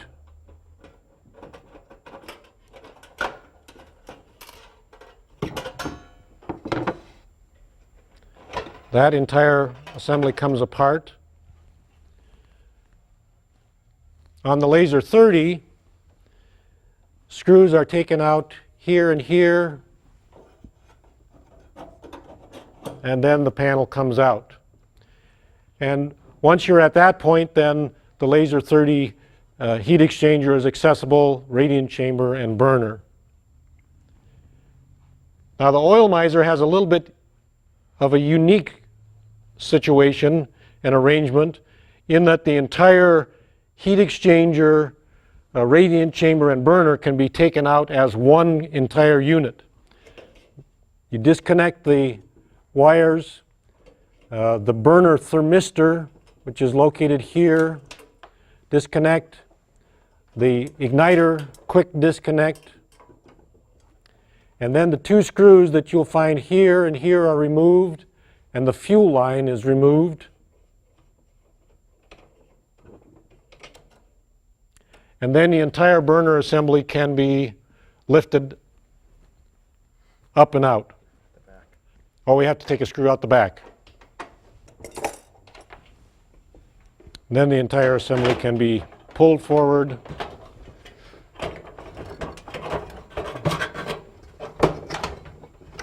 Disconnected from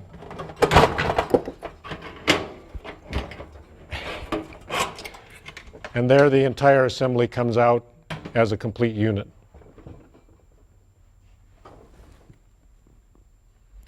The circuit board on the OM22 is located here for fairly easy access, and on the Laser 30 it's on the top. The newest product from Toyotomi to be exported to the US market is the Laser 60 AT. The design of this unit is very similar to the 56 and 73. In fact, it has very similar circuitry and circuit boards, and the disassembly process is quite similar. However, it does have a unique feature, and that is that in this decorative unit, there is a log set that will need to be installed before the unit is put into operation. So we'll show you very quickly the essential disassembly process, and again, this is a process that each of these units will have to have before it's put into use. So again, the first thing that happens is the top cover is removed in this case. Screws on the sides, top cover comes off. Then the top heat shield, screws.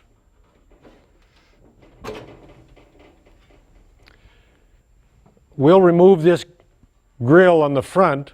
It's not necessary to do this, but we'll do it so that it's a little bit easier to see the process going on in the burner.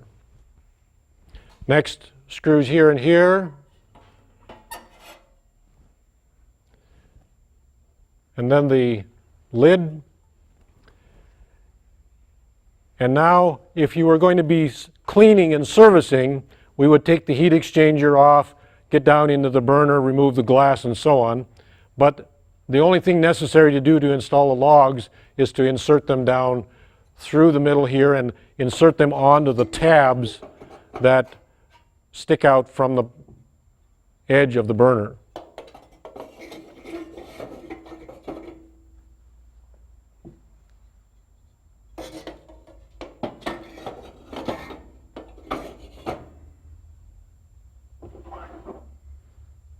And be sure to put the little post connector on the top. And then the unit is reassembled, the lid goes on, cover, and so on. Now the circuit board on this unit is on the far right-hand side, right accessed here, and it's the same circuit board as the Laser 73. Now, when you get ready to clean up the unit, you'll need some tools. A vacuum cleaner is handy to have, and an electric drill with a wire brush is very handy, because what you'll need to do is clean the inside of the burner. And of course, before you get that far, you'll need to remove the igniter. The igniter has 4 screws, and most of the time it will pull right out of the unit. Now, if you run into a heater that's been in operation for a long time and the igniter has never been changed, you may have a situation where you have to actually take the entire burner out and use a torch to heat the underside of the burner and the tube that the igniter goes through to soften up the carbon that might be in there binding that igniter. After you have the igniter removed and the flame sensor removed, then you can take your wire brush, clean the entire sidewall and bottom of the burner, and then you will need in this model to replace the burner mat, and that's applied with adhesive on the bottom of the burner, and the mat is laid down in and smoothed out to be sure that you have an even coating of glue throughout the burner mat, and that the burner mat is pressed down firmly to the bottom of the burner. If you are also servicing the blower motor assembly, you will remove the screws on the top, lift this up, and that gives you access to the top of the assembly. Most of the time you do not need to remove the entire assembly to get to the top fan. However, if you do need to remove the fan, you need to be sure that you do not apply pressure to the fan itself on the outside, or you will bend it. So you want to be sure that you try and remove it using the top hub of the fan itself. Another very important aspect of a cleanup and a tune-up on these heaters is the vent pipe that comes out the back of the unit, goes up to the flue pipe. We call it a bent joint. It's an elbow that quite often can accumulate some soot, and it's very important that that piece be cleaned, and also that you should be sure to check the condition of the flue pipe itself. So if you are servicing a heater and the customer is bringing the heater to you, you should ask them to bring the flue pipe along with the heater so that you can inspect the flue pipe to make sure that there are no corrosion leaks in the flue pipe itself. If you're doing it yourself at the house, you can inspect the heater. You may have to pull the heater forward and pull the flue pipe out so that you can inspect it, especially around the termination, the inside termination of the flue pipe, to make sure it's not leaking. If you're cleaning the heat exchanger, there are many methods that you can use to clean the heat exchanger.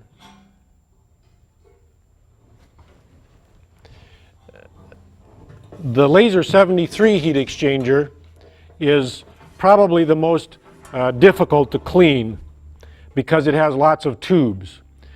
Some folks like to wash these out with liquid, a soap product, sometimes dishwashing soap or Simple Green will help break up the soot and carbon. Swish it around real good, dump it out and clean it. The important thing is, do not use this in the heater or activate the heater until you're fairly confident that it's dry, because you do not want to turn the heater on and make heat inside the heat exchanger while it is still damp, because it will cause steam and actually steam clean the unit and cause more debris to come down into the blower motor. Some people use a dry method. You can quite often get a fair amount of the soot out just with a vacuum cleaner. Sometimes people put little beads or pellets inside, shake them around, dump them out to loosen up the soot and carbon in the unit.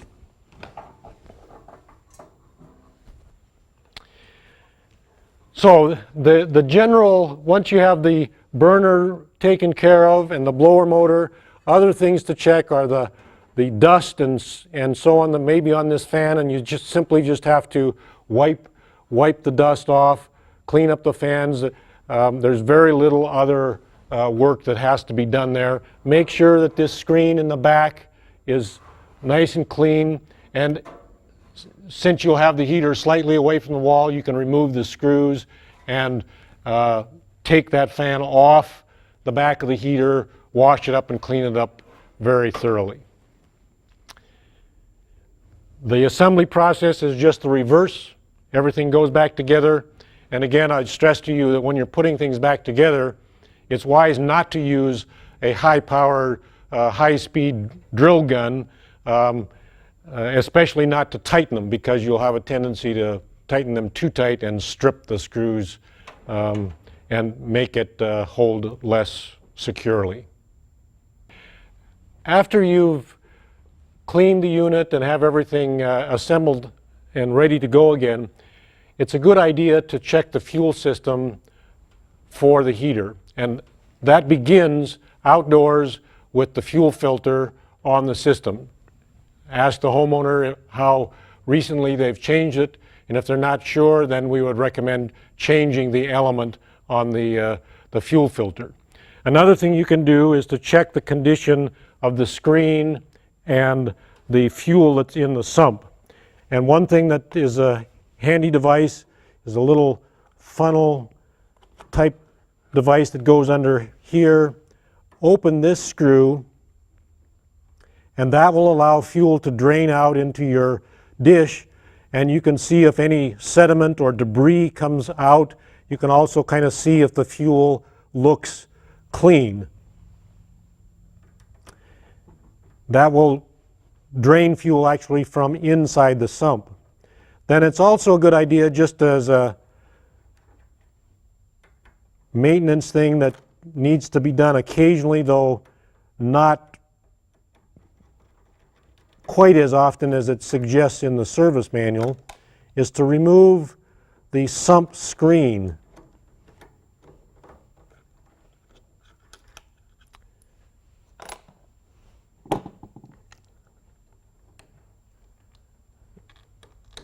Sometimes it's handy to have a needle nose pliers handy. This little screen catches large particles and debris that might be in the fuel system, and if you find particles in here, it may be an indication that there's some contamination in the fuel or that the fuel line needs to be drained and cleaned. If you are in a situation where someone has purchased a new stove and they are installing it to replace an old stove, it's very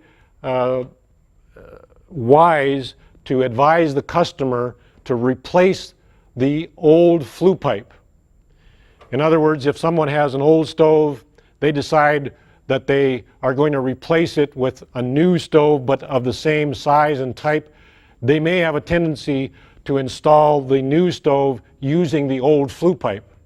That's not a good idea, because quite often that old flue pipe may be starting to deteriorate, so it's a very smart idea to encourage the customer, or in the case where you're installing it, to pull that old flue pipe out, even though it's the same exact spot, and replace it with the new flue pipe that came with the new stove.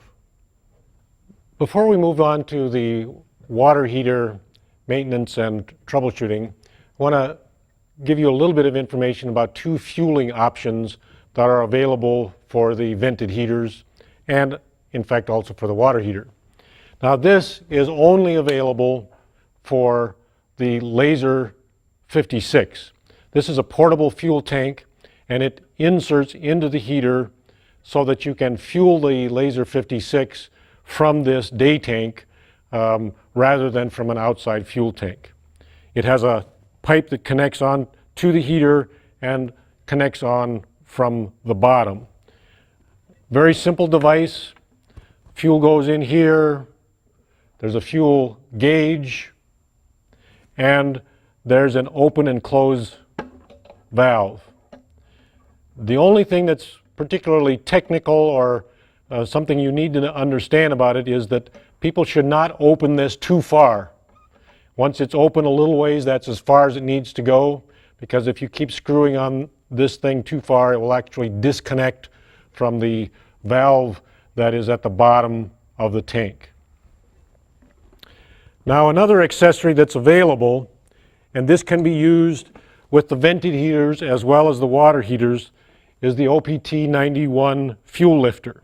This device is intended for use where the heater or the water heater is above the fuel tank rather than below it. So basically what this unit does is pull fuel up from the tank to a reservoir here in the lifter, and then it allows it to drain down into the appliance, whether it's the vented heater or the water heater. This unit can pull about 133 feet horizontal and about 27 feet vertical. So it has a pretty strong lift capacity. There are 3 screws, one on the top, 2 on the bottom. These need to be loosened, the one on the top removed, and then the cover is taken off.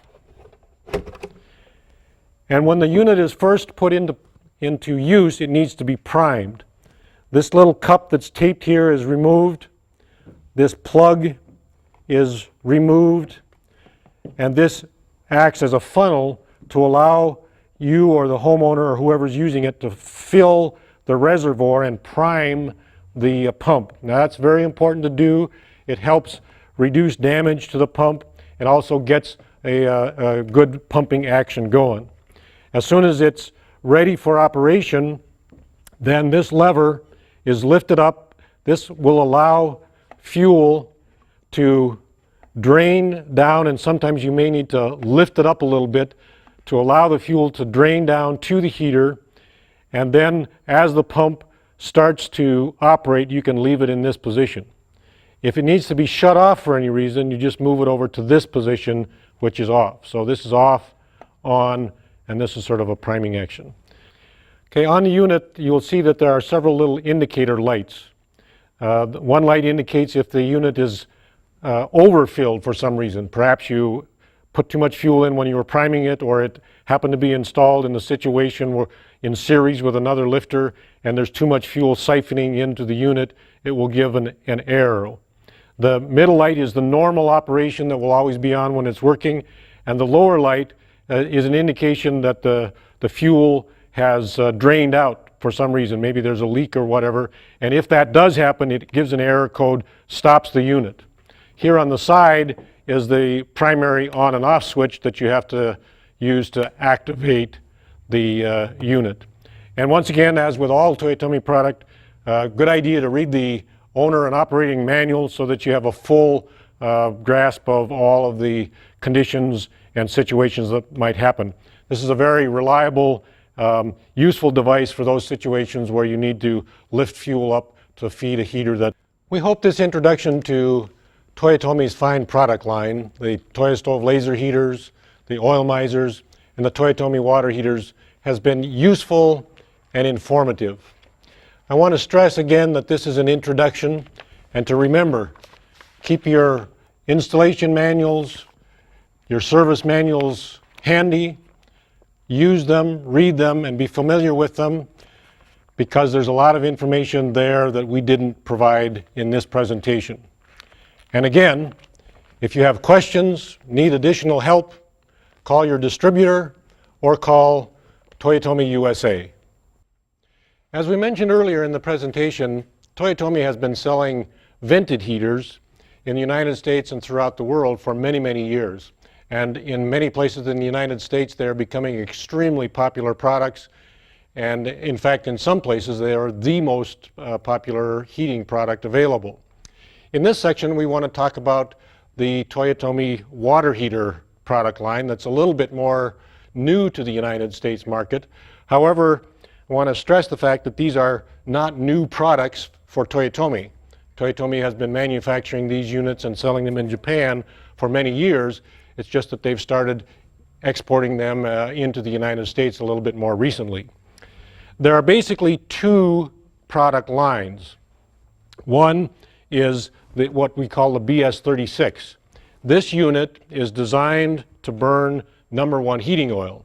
The other product, which is virtually identical, at least on the outside, is the OM148, or the oil miser, and it's designed to burn #2 heating oil. So depending on which fuel type you want or have available, you can choose these models. These products are a little bit more expensive than the typical water heater. So when you are preparing to sell these, you need to understand some of the features and benefits of the units and what they do and how they can meet your customers' needs.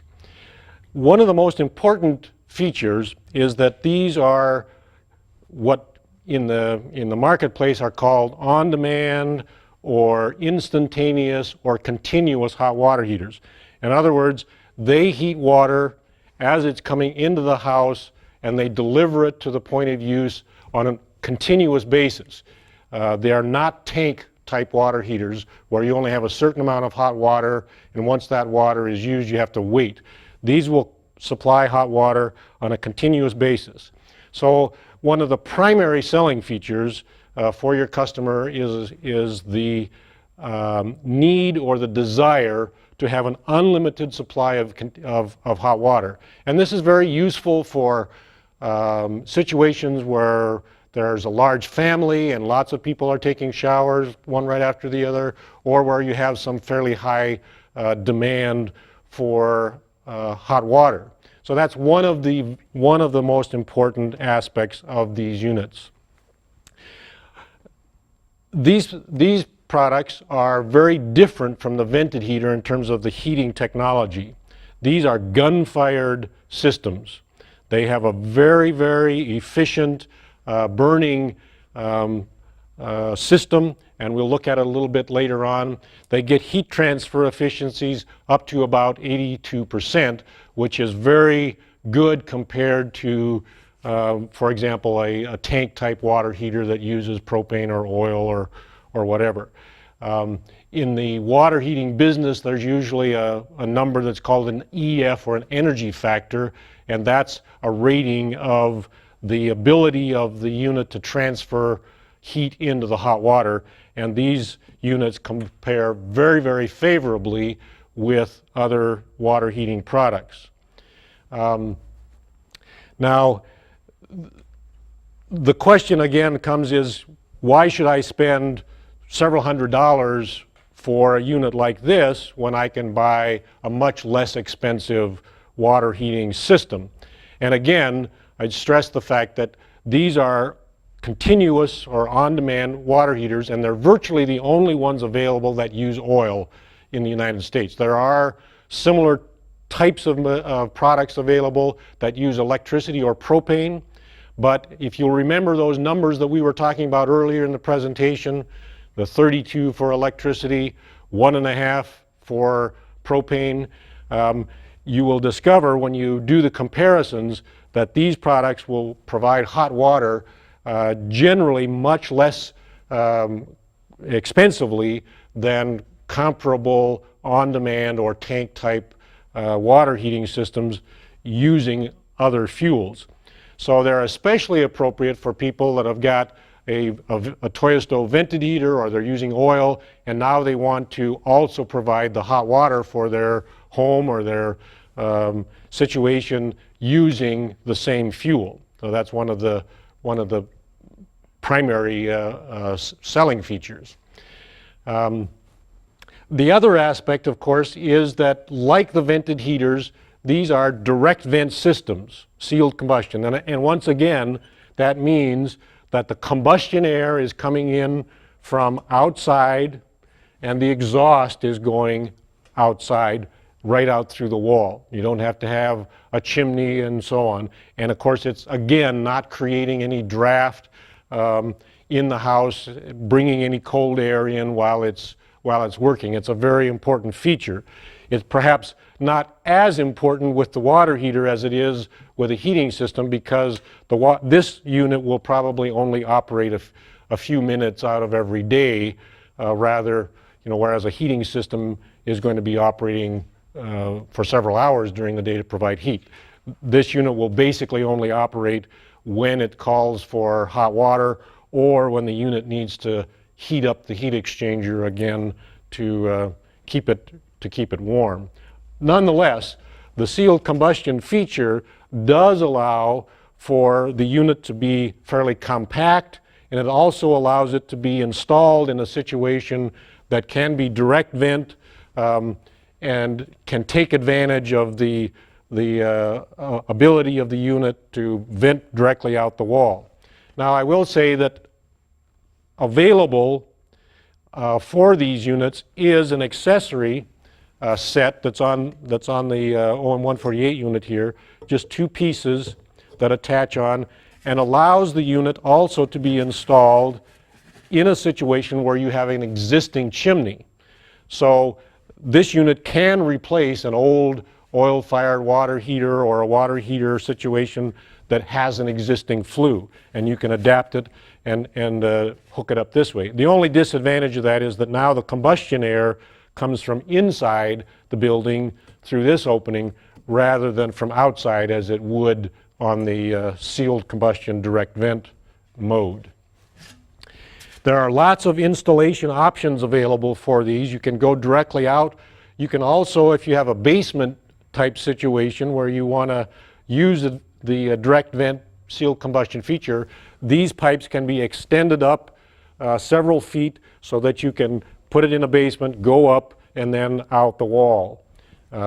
So that's another aspect of the unit that's very advantageous. Another feature about these products is the fact that not only are they small size, but they're relatively lightweight. Weigh less than 100 pounds, so it's really quite easy for someone who wants to provide hot water to a remote home or to a cabin, to any kind of a remote site, that they can transport the product easily. One person can carry it in and get it installed, as opposed to trying to take a several hundred pound water tank out to a location like that. So consequently, not only is the small size advantageous, but the weight of the product makes it an ideal water heating system for remote locations. Another aspect of these units that is very advantageous in some circumstances is that it's a semi-on-demand system. And what that basically means in terms of the technology of it is that inside this unit is a small tank, and that tank is kept hot almost all the time, and consequently when you turn on the water, you have hot water coming out instantly. You don't have to wait for the unit to turn on and burn. The water will be right there available to you. And another feature of the unit that's technically very smart but also advantageous to the consumer is that the burner is activated by temperature rather than pressure. Some types of on-demand systems require a certain amount of water pressure in order to activate the burner. These units do not.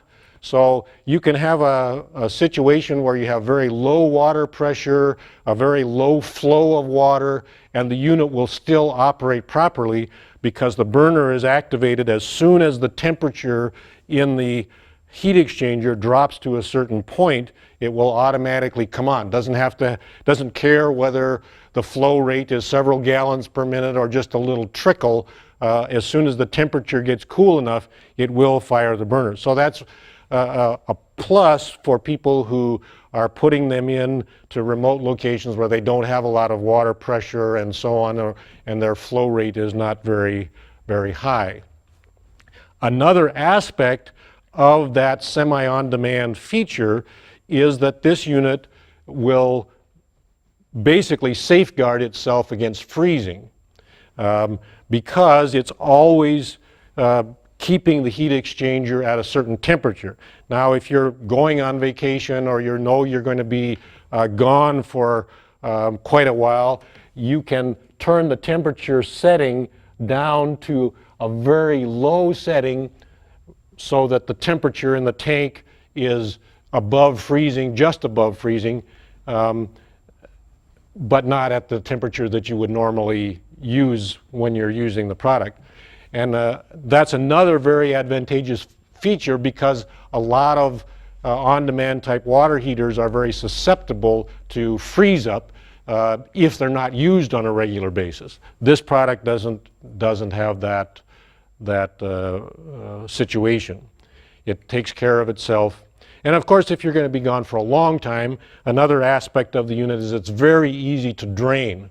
If you know you're going to be gone for several weeks or a month or so and you want to just completely close the unit up and shut it down, it only takes 2 or 3 minutes to drain the heat exchanger, and then you can shut it off, and when you come back to your cabin or to your remote house, it only takes a few minutes to fill the tank back up, fire it up, and you'll have hot water. You don't have to wait for 40 or 50 gallons of water to fill up, and you don't have to drain a great deal of water out of the unit. So it's a very nice unit in that regard.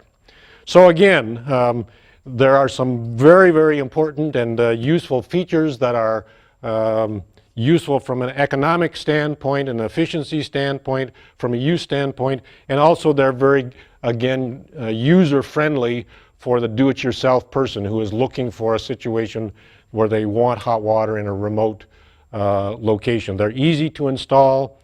Again, we'd stress reading the owner's manuals and stressing to your customers that they need to read the owner's manuals when they install them, but they're very easy to install, and they're also very easy to clean.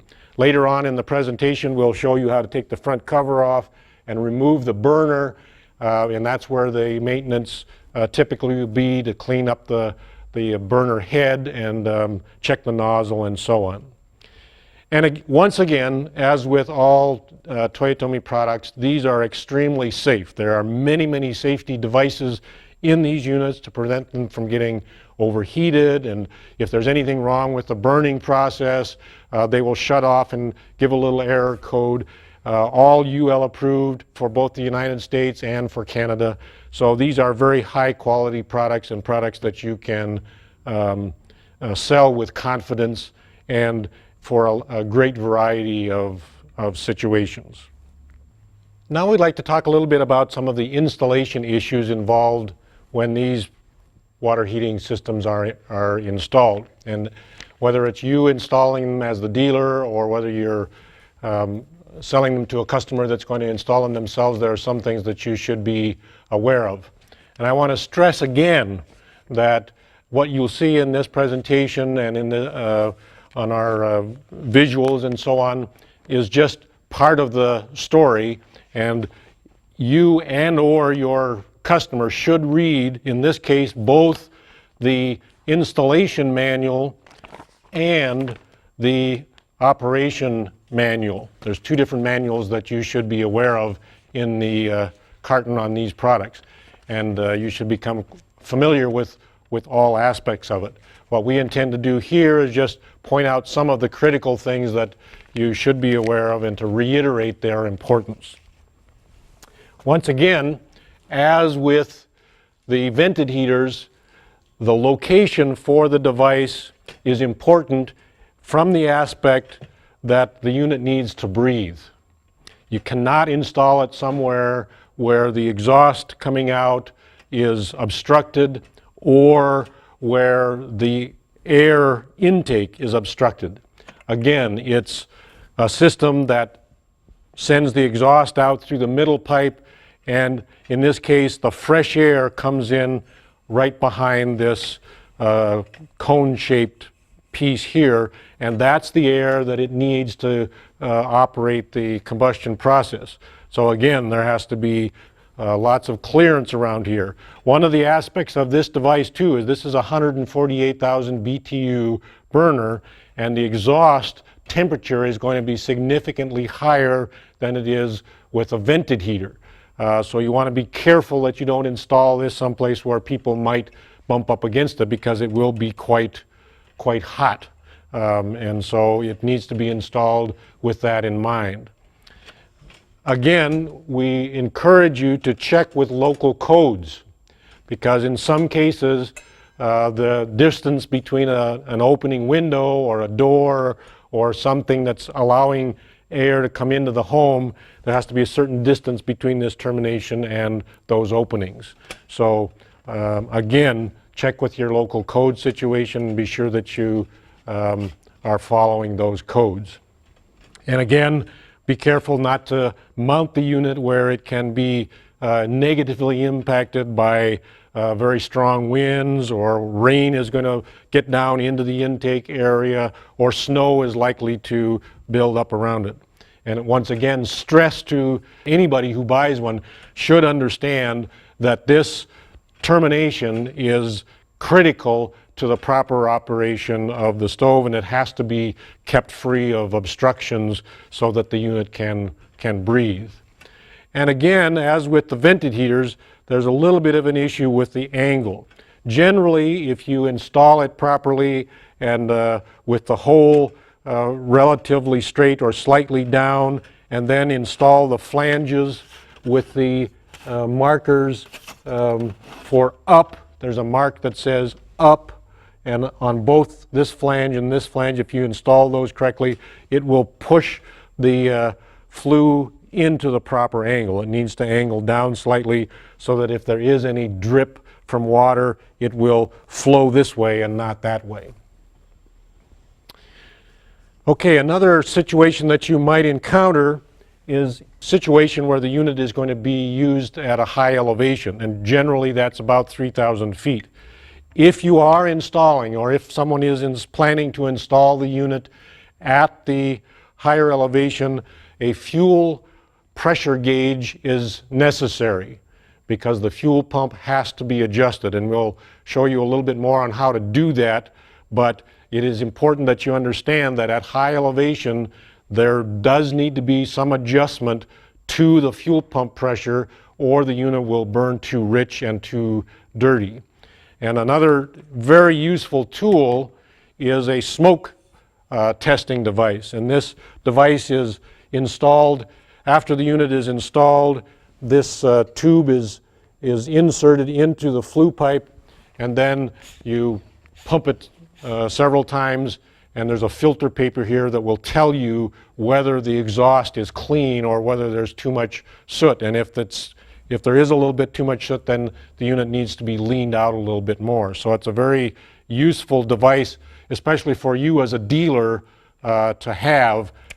This one is very useful. This one is almost critical, and you can get the parts for this device, this gauge, and the fitting from your distributor. Another issue with these units is the height of the fuel tank.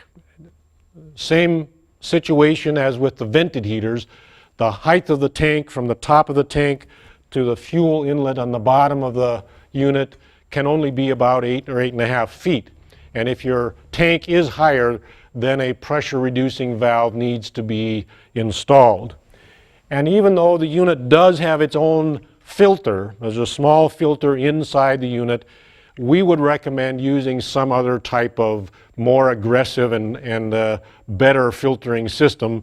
And again, in really excessively cold or very cold climates, some type of water blocking or water draining type filter is highly recommended, because above ground tanks in cold climates have water due to the cycling of frost and condensation, and then that frost thawing out and getting into the fuel. Now, another issue with these units is that they will require a temperature and pressure reducing valve to be purchased and installed. And it's very important that you get a unit that has the proper BTU rating. Some temperature and pressure valves that are available at the local hardware store are really designed only for use in low BTU tank type water heaters, and they are not appropriate for these units because they have a higher BTU rating. And in some cases there may be also local code requirements for a different type of temperature and pressure valve if the unit is used in some kind of a light commercial operation, where it might be used to heat water for a dishwashing for a bed and breakfast or something like that, and the local code official will consider that a commercial application, in which case you might have to get a different T&P valve. So pay attention to that. Talk to your distributor. Quite often the distributors will have these available, and if not, they can tell you or give you a recommendation on a T&P valve that you should sell or provide to your customers. Because again, it's a common device that's available in many hardware stores, but quite often not at the right size that's appropriate for these on-demand oil-fired water heaters. Again, we would recommend, it's not a necessity, but we'd recommend that you or whoever's installing it use some type of water pipe connection for the water that allows a fairly easy disconnect. And that's simply for the purpose of making it possible that if the unit does have to be moved for servicing or whatever, you don't have to do a lot of wrenching around and struggling to get the water connections loose. Something like this is a very handy type of system. It attaches easily, and then it can be easily taken away, and the unit can be moved away from the wall.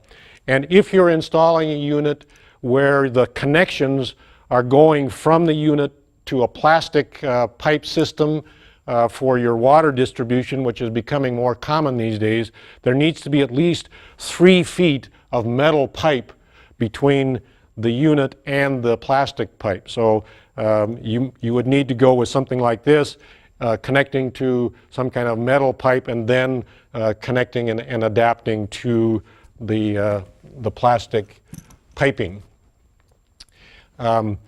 If you're using water that is coming from a well, we would highly recommend that there be some type of water filter installed on the line that comes into the unit, simply to keep the sediment out of the heat exchanger and so on.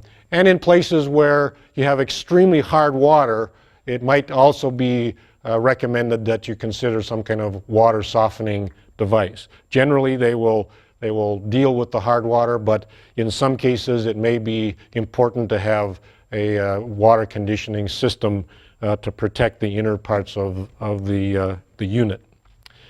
Another situation that you'll run into is where people want to install in a basement, or they need to extend the flue termination away from the unit. And so again, available from your distributor or Toyotomi are extension kits. And basically the way these operate, they work, is that both of the stainless steel pieces that are telescoping, these are telescoping pieces, attach onto the unit, and then this whole assembly, the elbow, the rubber hose, is attached on top of the stainless pipes, and then out. Or in some cases, if you had a very long run, you could attach the stainless together and then get longer rubber. But the recommended way and the preferred way is to use both of the stainless steel pipes here and then use the rubber hose up at the top where it actually penetrates and goes out of the wall. There are elbows available so that you can go up, over, and then out, and so on. Also, when you install the unit, you'll need to have a drain valve for the bottom of the unit, and that drain valve we'd recommend using some type of high temperature boiler drain. If for some reason you need to remove this flange, or you choose to remove it from the termination piece for the water heater, it's very important that this flange be installed again the same way, because if you install it backwards, which is actually this way, it will in effect close off or restrict the air opening for the fresh air and cause the unit not to get sufficient air. So if that flange comes off, or if you take it off to use it as a template or something, be sure to install it so that when it goes on, it leaves sufficient gap between the wall, which will be here, and this opening to allow plenty of air circulation. As you'll see in this little clip, we'll show you a fairly speedy installation of the water heater, just to give you an idea of how easy it is. But once again, I would stress that before you get ready to tackle this on your own, that you read the owner's manuals and the installation manuals so that you're thoroughly familiar with all of the details that we don't have time to show you in this presentation.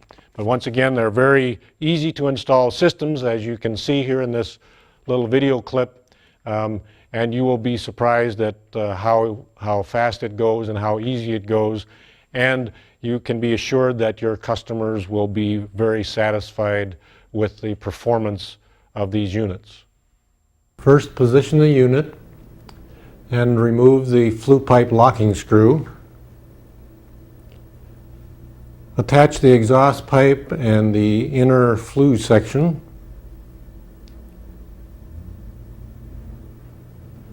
Mark the wall and verify that there aren't any studs interfering with that location.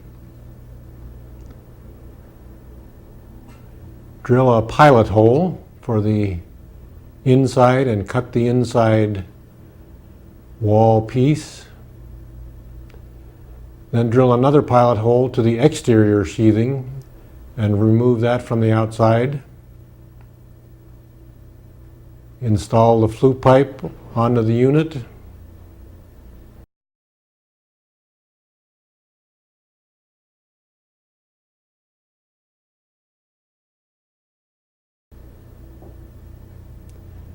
Reinstall the locking screw.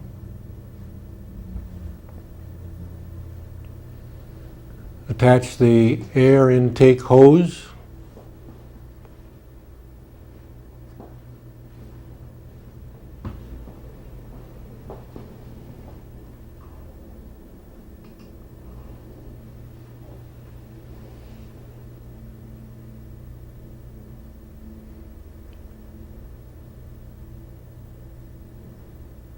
Connect your water pipes, preferably using some type of flexible connection at the unit itself.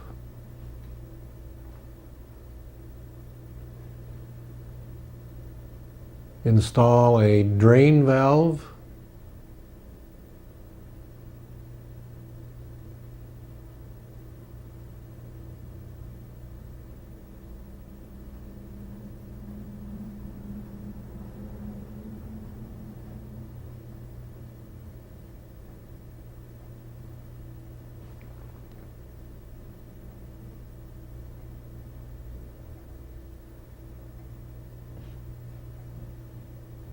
Then install the temperature and pressure relief valve and be sure it's the correct size for this unit.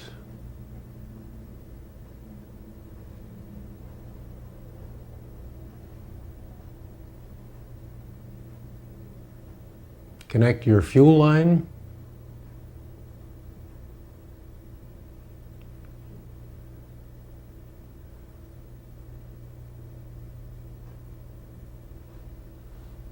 Connect the power cord to the outlet.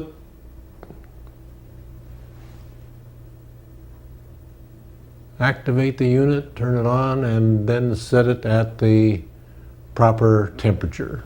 Using Toyotomi's hot water heating equipment is very easy. Generally involves pushing the button to turn it on, setting it at the proper temperature.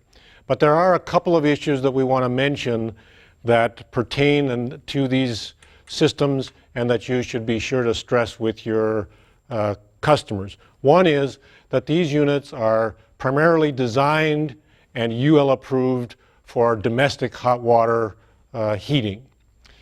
The other thing to stress to people is that this type of heating system, as an instantaneous, on-demand, continuous, whatever term you use, is a little bit different than using a tank type hot water heating system.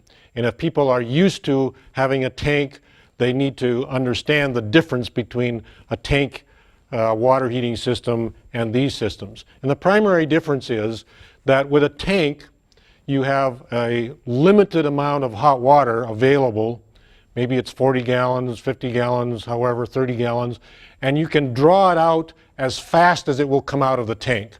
So when you're filling a bathtub, for example, you can open up the bathtub valve all the way and the hot water will come out at 4 or 5, 8, maybe even 8 or 9 gallons per minute and be hot.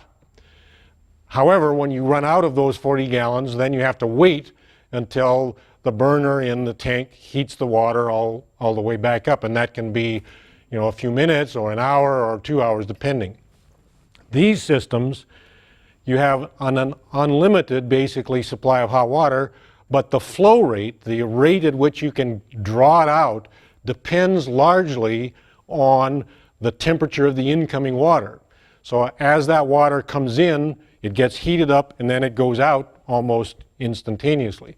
So if the water coming in is very cold, the temperature that it's coming out is dependent on the flow rate. So if you open up your bathtub valve and the water is going through at 8 gallons a minute and you have very cold incoming water, the temperature of the water coming out the bathtub faucet is going to be cold or too cool.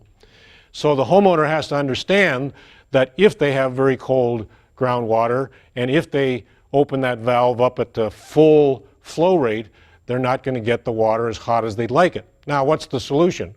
Well, some people say, oh, this is not a good system.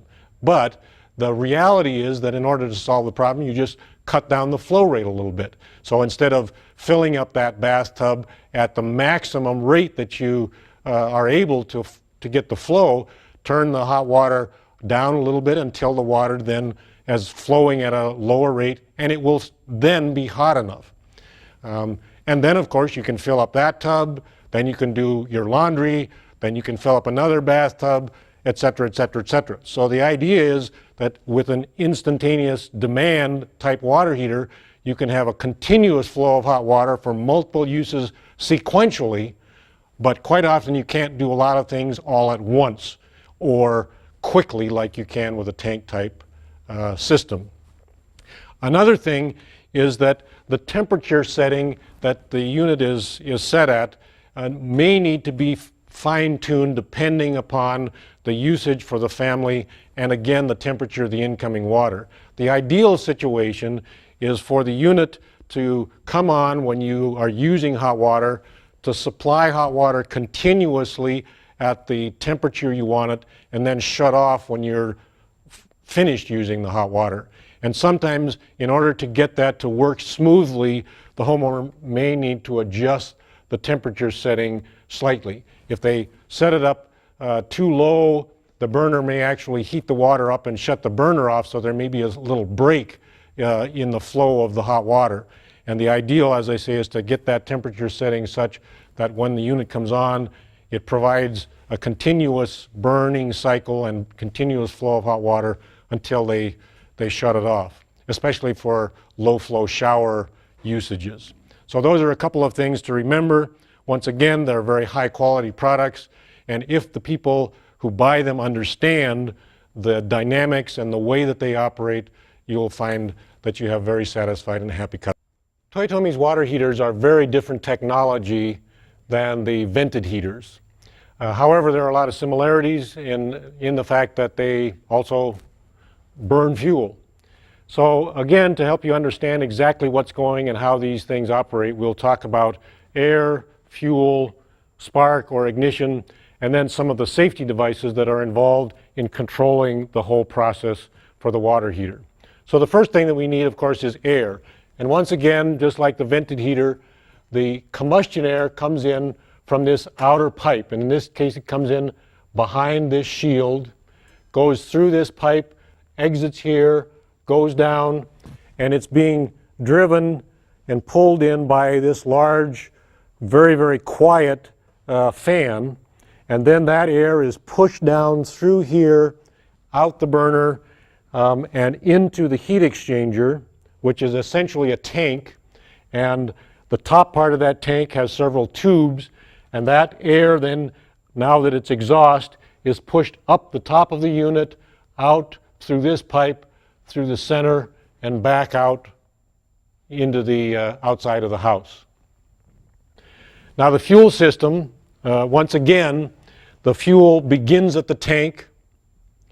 It goes through a filter, hopefully. It then comes in here on the side of the unit, passes through, again, a fusible link valve.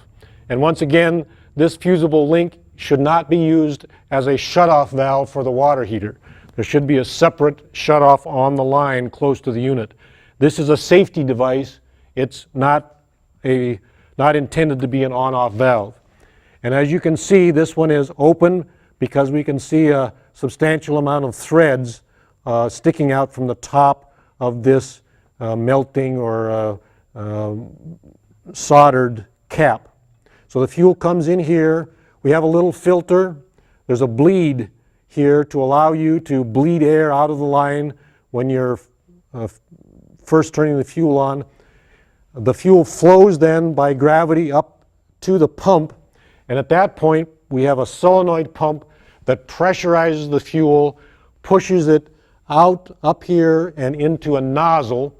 The nozzle is a typical gun-fired atomizing nozzle that breaks up the fuel into extremely tiny particles and sprays them out into the combustion chamber. So that's basically how the fuel system works. Now we need ignition, and the ignition is very simple and straightforward. It's a pair of electric probes that stick down in front of the nozzle and arc across where the fuel is coming in to initiate the combustion process. Once it's started and going, then it sustains itself as long as the fuel and air are being mixed. So that's basically it: air, fuel, and ignition. Now, of course, keeping everything burning and burning safely requires some control mechanisms. And on the side of the unit, there's a circuit board that is the brains of the operation, and inside the unit are several sensing devices. The thermistor that senses the temperature of the water and is calibrated by this knob tells the unit what range of operation it needs to operate on. And this unit has about a 4-degree spread between the on point and the off point. So it will constantly maintain the temperature of the water in our heat exchanger tank at the temperature plus or minus 4 degrees of where this is calibrated.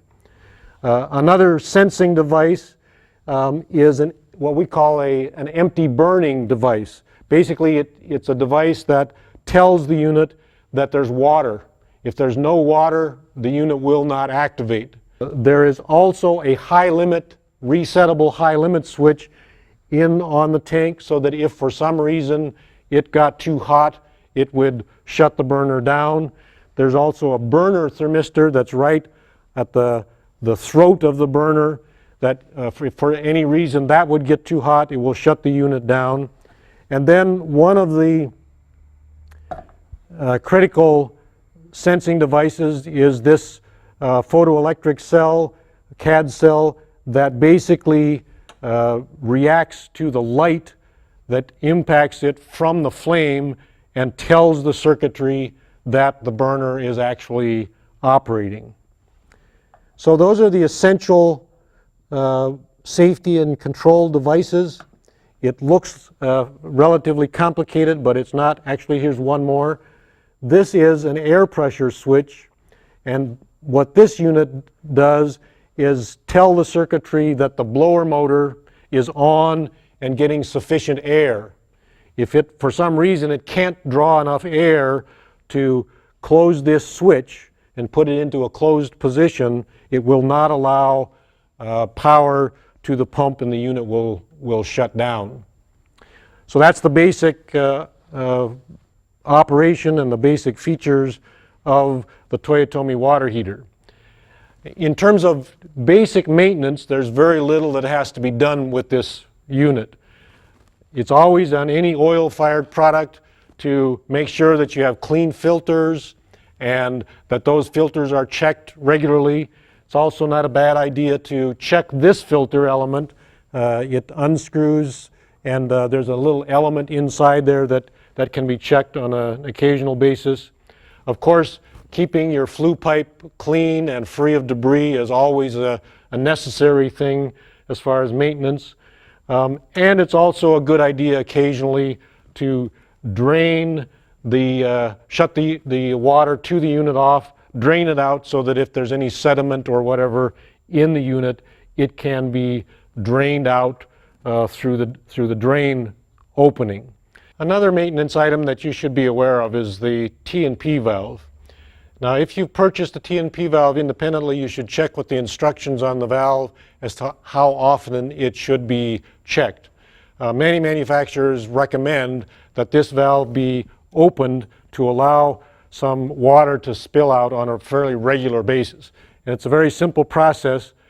Open it like this, and water will come squirting out, so you need to have something there to collect it, and then snap it down, close it shut again, and that will ensure that this valve is working properly. One word of caution is that if you don't do this on a regular basis, when you do get ready to do it, it may not seat properly, so you might be prepared to shut the water off and go and get a new T&P valve to replace the defective one. Because if it's working properly, it should be able to open, exhaust, or spray out some water, and then close and seat properly once again. But other than that, there's very little maintenance, and generally these products are trouble-free and will last a long time. Later on, we'll talk a little bit more about a more comprehensive tune-up and cleaning procedure. Troubleshooting the Toyotomi water heater is at once simple and complicated. There are some things that are fairly straightforward and intuitive, but I would highly recommend that before you go to a service call for a Toyotomi water heater, that you have the service manual in hand and or have read it very carefully, because there are some issues that you will need to check on the timing and so on. And there's also a very smart thing would be to have a troubleshooting kit that's available from your distributor that allows you to check certain electrical components. And I would highly recommend that as you sell several of these units, that you have those parts available, as well as the fuel pump pressure gauge and so on. So for now, we're going to talk about some of the basic issues that you might encounter and give you a basic idea of how to troubleshoot the water heater. One thing, of course, is if people complain of a smoky exhaust, there's a lot of smoke coming out of the exhaust when the unit is burning. That's typically an indication either of not enough air getting into the unit, some obstruction here, so it's not getting enough air, or possibly an incorrect fuel situation. The other thing that can be an issue is fuel pump pressure too high, especially if the unit is installed at high elevation and somebody forgot to adjust the fuel pump or didn't adjust it correctly. You can get a very dirty, smoky burn from the unit. Another possibility for that is that the flame retention head, or the burner top, if the unit has been in operation for a long time, that is obstructed, and the flow of air through it is no longer able to create the proper flame pattern, and sometimes you will get a smoky exhaust for that again. So those are some basic things to check for. If the unit makes noise, and as I mentioned, generally these units are very quiet. You'll hear a sort of a whooshing sound as it fires up and activates the blower. If you hear noises, generally there are only two sources of noise. One is the motor that drives this fan, and the other is the fuel pump. If there's noise coming out of this fan, there may be some debris that's been drawn in there, something, so you need to remove this assembly here, pull the gun out, and check to be sure that there's nothing in there that's causing the noise from the burner. If the fuel pump is making noise, it's a very strong indication that you have a fuel problem, not getting enough fuel. This is a solenoid pump, and again, the pump will make noise if it's trying to pump empty. Now, if you're getting an odor, again, the thing to remember is what kind of odor is it and when is it happening. If it's a fuel odor, of course, what you do is start looking for those places where there might be fuel dripping. Now, those are the fuel connections here, here, and here.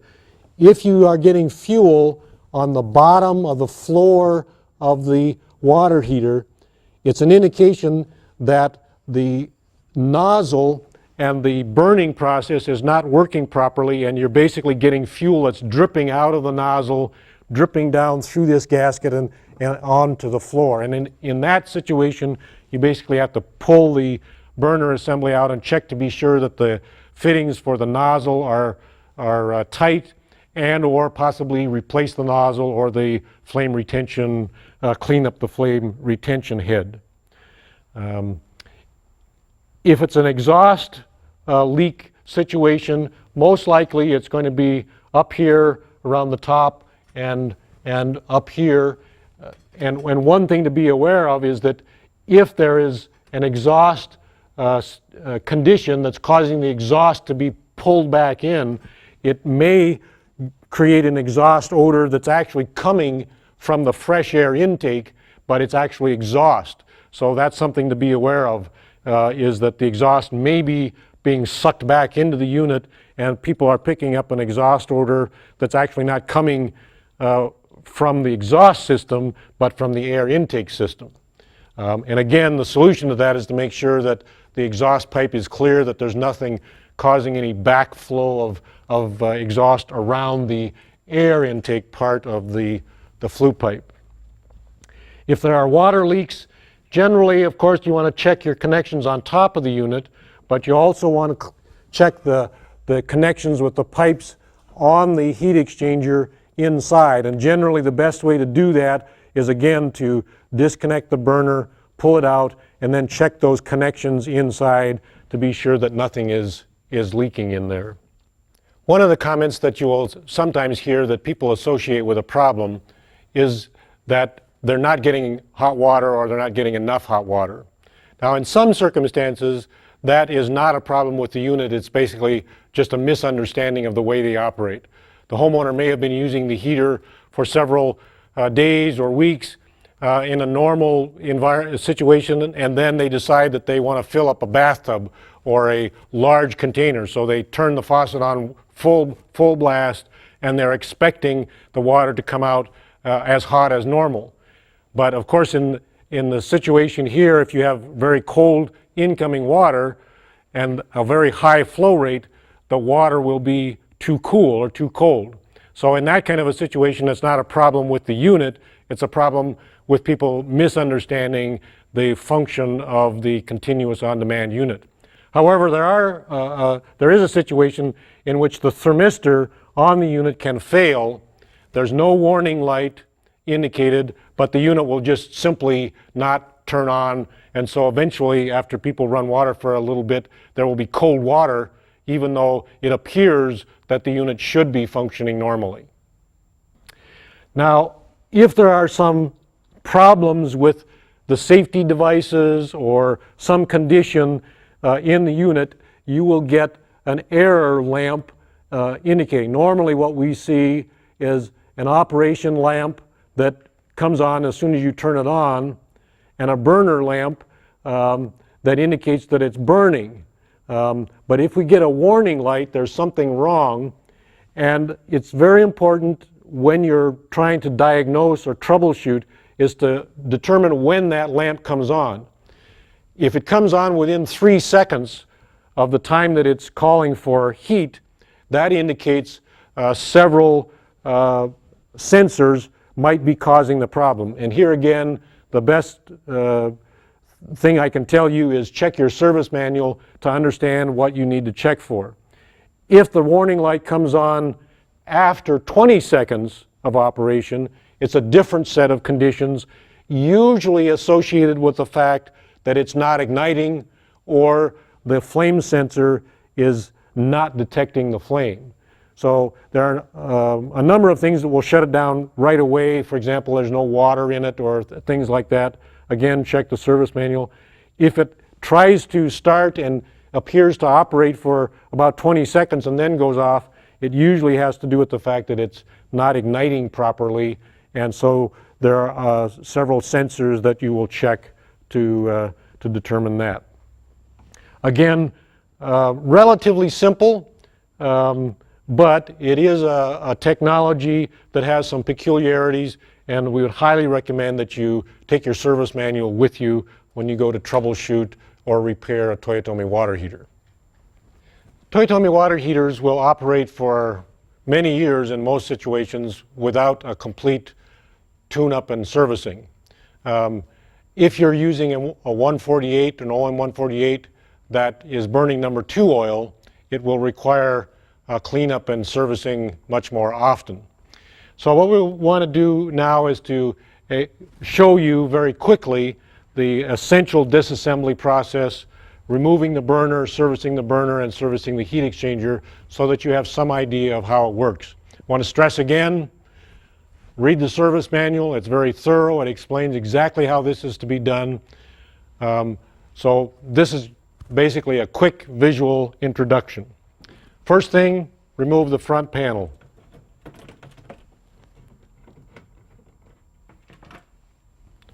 Disconnect the power. Next, remove the cover for the circuit board. And then you will need to disconnect 3 sets of wires. The yellow one up high, the blue one, and the lower black one. Feed those out through the bottom of the cover. Disconnect the air pressure switch. And when you return the burner and reconnect, be sure that you connect those blue wires properly as shown in this little close-up. Next, disconnect the fuel line.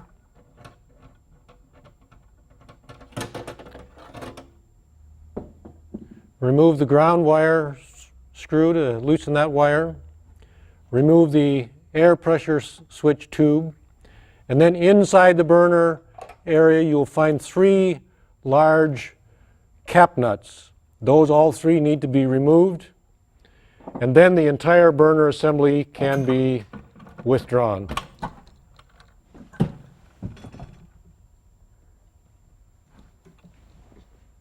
Once the burner has been removed from the unit, you can then take the top panel off of the unit, and you basically then will have access to the heat exchanger. We've taken this heat exchanger out to show you a little bit more clearly what it looks like and how it comes apart. There are screws here, here, and here. Those are taken off, and then this piece is removed. The insulator pad is removed. And then you will want to get your vacuum cleaner handy and pull these baffle plates up, and as you pull them up, vacuum any soot that might come up with them. All of these should be taken out, and then after you've cleaned the top tubes, you will be able to vacuum and clean in the heat chamber in here to get any loose debris. Also check the pad at the bottom of the heat exchanger. There's a thick ceramic pad. Make sure that that is solid and it is not wet with fuel or any other possible water leak. And if it's nice and solid, clean that all out, and then the heat exchanger will be ready to put back in service. After you've removed the burner assembly from the heater, from the water heater, then you can service the nozzle and the flame retention head assembly, sometimes called the burner top. So after you have it inaccessible, you'll remove the screws around the front cone, pull that off, and then you will need to remove screws from this location as well as back here so that this burner throat piece can be removed. And that gains you access to the nozzle and to the electrodes. Generally, when you're servicing the water heater, you will need to replace the nozzle. And be sure to get the proper nozzle for the model that you're working on. There are different nozzles for the different products. So be sure to check with your distributor and get the proper nozzle for the unit that you're working on. Hold a wrench here, remove this. The electrodes, when you've replaced the nozzle, you should check the gap on the electrodes after you've inspected them to be sure that they're in good enough shape.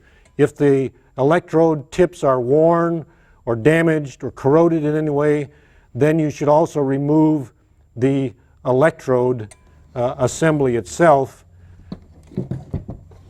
removing that screw and removing the electrode assembly to replace the electrodes.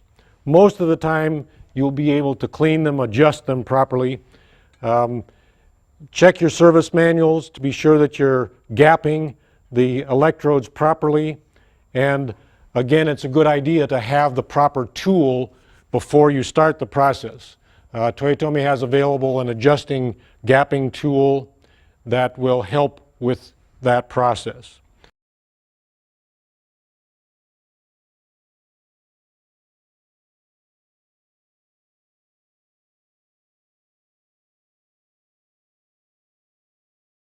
Once that's all done, you can reassemble everything the same way,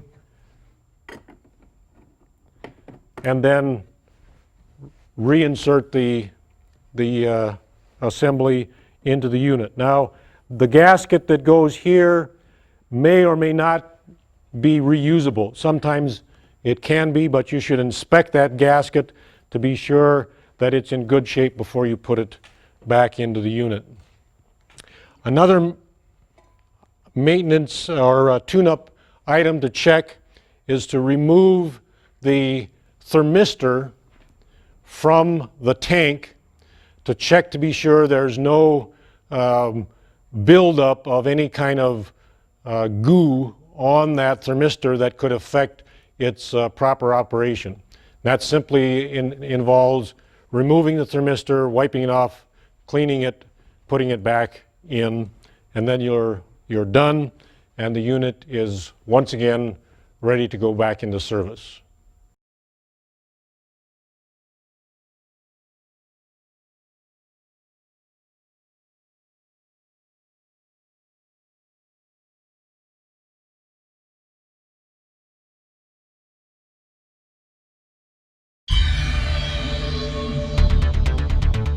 Greetings and welcome to this video presentation brought to you by Toyotomi USA. During the next 2 or 3 hours, we'll be introducing you to some of the finest and most popular heating equipment in the world.